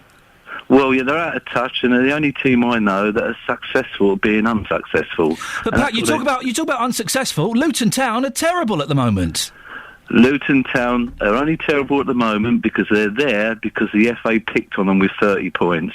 They wouldn't be there at the time. They've had the bad deal all the way round for years, and that should be readdressed. They shouldn't be where they are. They've got the support, great fans, and really a great chairman in who they've got. But they've not got great players. They're doing terribly in the league. They're not winning games. Listen to me. It sounds like I know what I'm talking about. I haven't got a clue. But they're doing terribly, aren't they? They're doing terribly at the moment, but if you're a loyal fan and you do like the ups that they do have, I mean, they're great in big tournaments, and we would like to see them back in the league. But we have to be patient. That's what good fans are. They're patient. OK, listen, thank you very much for coming on, Pat. Very nice to talk to you. Oh, I can see a gentleman with a banjo's arrived as well. Sing hosannas. We will be having banjo music before the end of the show, which is very, very exciting. Right, it's 8:44. Let's get the travel news now. Let's go to Adam Glynn. Beds, Hearts and Bucks travel. BBC Three Counties Radio. Oh, if you'd told me, Ian, I'd have brought my ukulele. Looking at the trains this morning, looking like it's getting back to normal, finally. Virgin through the West Midlands. They had disruption because of a tree on the line between Sandwell and Dudley. The tree's long gone, and the residual delays seem to be shaking themselves out of the system. Chiltern getting back to normal as well after earlier problems with line-side equipment at Hatton in Warwickshire. The A41 through North Watford, it's looking pretty busy approaching the Dome roundabout. In Hitchin, we've got slow traffic on the A602 between Whitehill Road and the A505. Meanwhile, through Ware, it's looking slow on the A119 between Gascoigne Way and the Hartingfordbury Road. The M25 still pretty stop-start anti-clockwise from Waltham Abbey to Enfield to junction 26 to 25 and through the roadworks. Looking better though from Maple Cross through to the M4 junction 17 to 15. Not too bad round there now. A1 though is still very slow into London between Apex Corner and Mill Hill Circus. Adam Glynn, BBC Three Counties Radio. Adam, thank you very much indeed.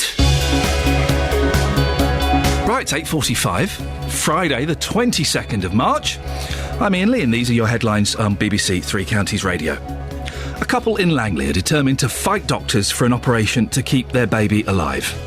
The Deputy Prime Minister is calling for immigrants to pay a deposit when they come to the UK. And in sport, Milton Keynes Red Bull have come second in second practice at the Malaysian Grand Prix. Coming up, it's Musical Friday. That means only one thing. Before 9 o'clock, I'm going to be joined by a banjo player from Hemel. He says there aren't enough young banjo players coming up in the ranks. I agree. It's a wonderful instrument and not enough people play it. We'll talk more about that after the weather with Elizabeth Rosini. Beds, Hearts and Bucks weather. BBC Three Counties Radio. Hello, a very good morning to you. We're hearing lots of reports of some snow falling. Your producer's just been telling me all about your phone calls and texts. Keep them coming in because love to know. But we're expecting a further wintry mix of rain, sleet and snow. It's only falling as snow really where we've got a little bit of elevation at the moment. But there'll be more of that through the course of the day. I think it is likely to be dry through the rest of the morning, certainly for a good few hours. We've got nothing on the radar at the moment for the next few hours or so, but then gradually we're going to see more outbreaks of rain, sleet and snow as we head through the late part of the afternoon particularly, and then it's really going to pep up into tonight's rush hour and into the evening period as well, when it's more likely to turn more rapidly to snow. So yeah, a bit of a damp feel to things. We've got a strong easterly breeze. It's not feeling very pleasant outside. We're looking at temperatures only getting up to 3, perhaps 4 degrees Celsius, perhaps in Luton and in Stevenage and High Wycombe as well. 3 degrees Celsius just here. That's the late 30s in Fahrenheit. It's going to feel really very cold, not very nice, rather damp, lots of cloud out there. And then the snow's going to pep up into this evening and overnight. A good few centimetres expected over the Chilterns again and into the early hours of tomorrow morning. It will continue to snow, I think, even to lower levels into tomorrow as this system begins to pull away. So a bit of a whiteout of a day tomorrow for many of us across the three counties. The further south you are, the further central you are to London, I think the more likely it is to fall as sleet and as rain. But air temperatures tomorrow only to 2 degrees Celsius, a strong easterly wind. It's going to blow the snow around again. Sunday is looking dry, but it's also looking cloudy and still staying cold, in fact cold until the end of March. There we go, that's the forecast. Yeah, thanks a lot. Weekends on BBC Three Counties Radio. Nesta McGregor. When you tune into my show, you find out exactly what is going on in the community, who is doing it, with who, where and when. Nesta McGregor. It's also a chance to hear some absolutely fantastic music as well. Every Sunday night from 8. Every single thing we talk about is directly relatable to you. It's a story that's of direct connection. You want to hear about it, and more often than not, you have an opinion about it. Nesta McGregor, every Sunday night from 8. On BBC Three Counties Radio. So I was talking to Justin Dealey earlier on, and listen, I don't know anything about football, right? And I was trying to have a little bit of football banter, just trying to get down and sound like a bloke, and I was asking him about what he thought about Rio Ferdinand kind of snubbing the England side. That's what he's done. He said, I can't play for England. It doesn't fit in my training regime. By the way, I'm off to Qatar to earn a load of money doing some the punditry for Al Jazeera. And Justin shocked me by saying, got no time for the England side, no time whatsoever. They do nothing for me. I couldn't believe this. We've got 10 minutes. Can you call in the last 10 minutes and explain this to me? Do you agree with Justin, or do you think he's a traitor to his country? 08459 455 555 is the telephone number, if you want to give us a call. Daz has texted him. Luton Town over country, easily. England only matters at World Cup and Euros final. If it was not on terrestrial TV and all over the news, then nobody would give us stuff. You're all furious about this. Not one of you so far has phoned in and said, well, hang on a second, no, we support our country. This is what we do, is we support our country. 08459 455 555. Can we find someone before the end of the show who supports their country and is a big fan of it, or is it your local side over your country? 08459 455 555. Now, joined now by a lovely bit of banjo. Good morning, Chris. Hi, Ian. Chris Lawrence, you're a banjo player from Hemel Hempstead. You've been playing since you were 16 years old. That's right. Now, yep. I've got the wrong... There we go, that's better. I'm a huge fan of the banjo. I see you've gone for the 5-string. That's right. What's the difference between the 5-string and the 4-string, and there's even a 6-string as well, isn't there? Well, yeah, the 4-string is more for jazz or Irish music. Right. And it's got the 4 strings. The 5th string is the original type of banjo that was invented, brought about by the African slaves taken over to America. Yeah. So to my mind, this is the original banjo. And it even goes back to Egyptian times. They're hard to play. I can play a little bit of guitar. Yeah. I can play ukulele because it's a piece of cake. And then last year, I treated myself to a lovely 5-string banjo. Yeah. I couldn't do it because I thought it'd be easy because it's got an open tuning, hasn't it? So it means you can just kind of you strum it, and I think it's tuned to a G chord. That's a G chord, and so you can just kind of put one finger up and play. But it's not just the chords; it's the picking and everything that goes with the banjo. The right hand picking, which is impossible to do. Yeah, they're called rolls. Right. So what you do is you learn the rolls. Like this is a forward roll. So I'm watching for tips here, yeah. Yeah, so you learn the rolls until you can do them up to speed and until you can do them without having to think about them instinctively. And how, cause, I'm a strummer, so I'm strumming the guitar, so to suddenly have to be picking each finger individually... Yeah, well, that will come as a bit of a shock. Well, it does. It does. How long have you been playing for? Well, I've been playing since I was 16. So I've been playing guitar and banjo for 43 years. Right. But I had a break for about 12, 13 years where I did classical guitar. Oh, okay. I did all my guitar exams up to diploma level. Right. And then that got me into teaching for Herts County Council. And I've been teaching for Herts County for 29 years now. Now... the banjo has not had the renaissance that the ukuleles had. The last few years, ukuleles have been everywhere, partly because of the ukulele orchestra and because they're fun and because they're easy to play. But I think the banjo is a much better instrument. Why has it not kind of had that renaissance, do you think? Well, Mumford and Son and the Fleet Foxes are doing a great job. They're youngsters that are out there, especially Mumford and Son. Yep. We just need to get more of that on the television or on the radio, more banjo music, and more American folk, and then all of a sudden it will come about. I mean, these things tend to last around about 10 years or so. So the upsurgence you're getting of the ukulele might start petering out in 10 years' time. You never know. Yeah. And then something else will come along. Well, I'm hoping that folk music will start making a recovery by then. Who was kind of who's your main banjo inspiration? Well, there was an old cowboy guy from Virginia called Darrell Adams. Yeah. And also a lovely blues guitarist from Hemel Hempstead called Derek Brimstone. Right. And they used to get together and play at the local folk clubs in the area. And Darrell was a great inspiration. Dolly Parton and Billy Connolly were inspired by him as well. Right, okay. Yeah. Yeah, lovely old boy. Pete Seeger for me. Pete, big fan of Pete Seeger. And who are those two American cowboy dudes? Flats and Scruggs. Yes, that's right. They're brilliant. They're brilliant. Yeah. Listen, I'm hoping you're sat there. You've got it all ready. Can you give us a little tune? Can we hear something? Okay. Yeah. I'll try. I'll try Blackberry Blossom. See how it goes. Okay.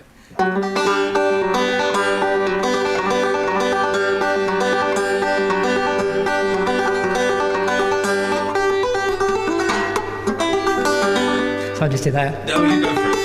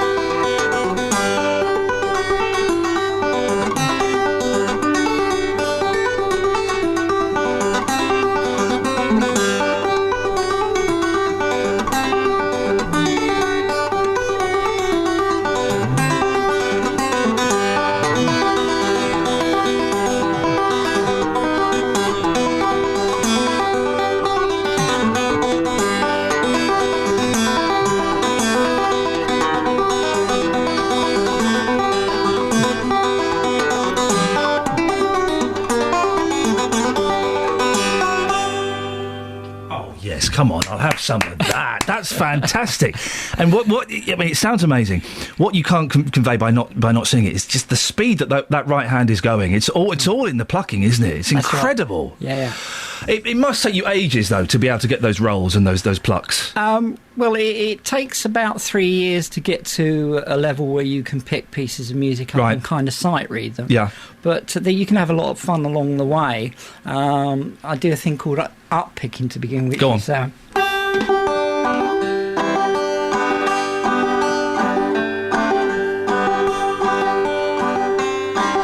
that's just pulling the string up, and that gets people started. Right. And once they get to Cripple Creek, they're kind of hooked by then. Can you play Cripple Creek? Yeah, that was what I was just doing. Give us a bit more Cripple Creek. I love Cripple Creek. Go on.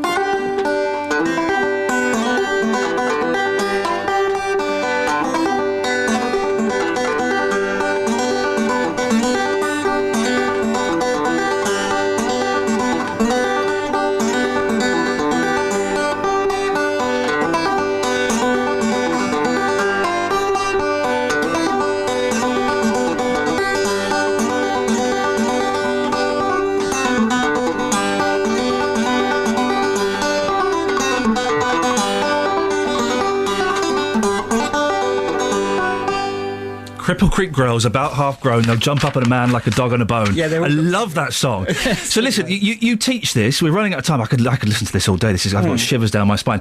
Whereabouts do you teach? If people want to get in touch and find out about the banjo. Yeah, you can find me on the internet. If you put in Chris, my email address is chris.lawrence, spelled Lawrance. Okay. chris.lawrence@virgin.net. Okay. Also, I run a session once a month, Tuesdays at Leverstock Green Cricket Club, Tuesday night. We start about 8 o'clock, so you can always come there to the cricket club, have a drink, listen to the music, and then have a chat to me. Right. And I'll fix up some lessons. Oh, man. I wish I'd had the confidence to bring mine in. I'll give you a business card. Do, definitely, because I love it. And I'm going to get mine out today. It's up in the spare room. I'm going to get it out today, tune it. The thing is, my little boy, who's 3, thinks it's great fun to detune all of my instruments. That's the fun for him, is him playing with the pegs, so it's out of tune. Yeah. Give your email address one more time, Chris, so that people can... Well, one thing I would like to say, if you want to come along to the club and record us sometime, there are 3 or 4 professionals that play there. Brilliant. And it's a very high standard. So if you want to just come along sometime Fantastic. and record, or just come along and have a listen. Chris, it's very nice to meet you. Thank you so much. We had Cripple Creek live on my show. I never thought we'd get that. Excellent stuff indeed. Thank you very much for that. Right, that's it. That's the weekend. What a way to end with a little bit of banjo. Why? Listen, young people, put away your hooches and your bottles of glue and your rock guitars. Go and treat yourself to a banjo. What a marvellous, majestic sound. Right, here's the travel news now with Adam Glynn. Beds, Hearts and Bucks travel. BBC Three Counties Radio. The A1M going southbound, I'm afraid it's blocked at the minute. Stationary traffic because of an incident between Junction 4 at Hertford and Junction 3 for St Albans and South Hatfield. Sandra got caught up in that and gave us a call, so thanks very much indeed. So going southbound, the A1M is completely blocked between junction 4 and 3. The M25 anti-clockwise, still pretty stop-start from Waltham Abbey to Enfield, so approaching the roadworks. It's taking around 15 minutes to get through.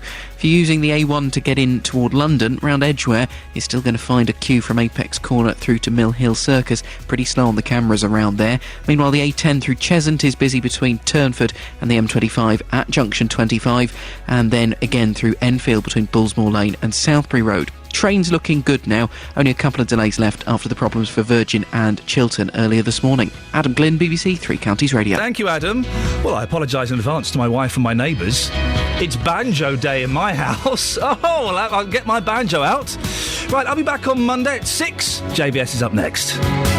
Getting beds, hearts and bugs talking. This is BBC Three Counties Radio. And we all breathe a sigh of relief. We're not Ian's next door neighbour. Good morning, thank you, Ian. Welcome to the JVS show. I'm Jonathan Vernon-Smith. Friday morning. And on today's big phone-in, I'm asking, do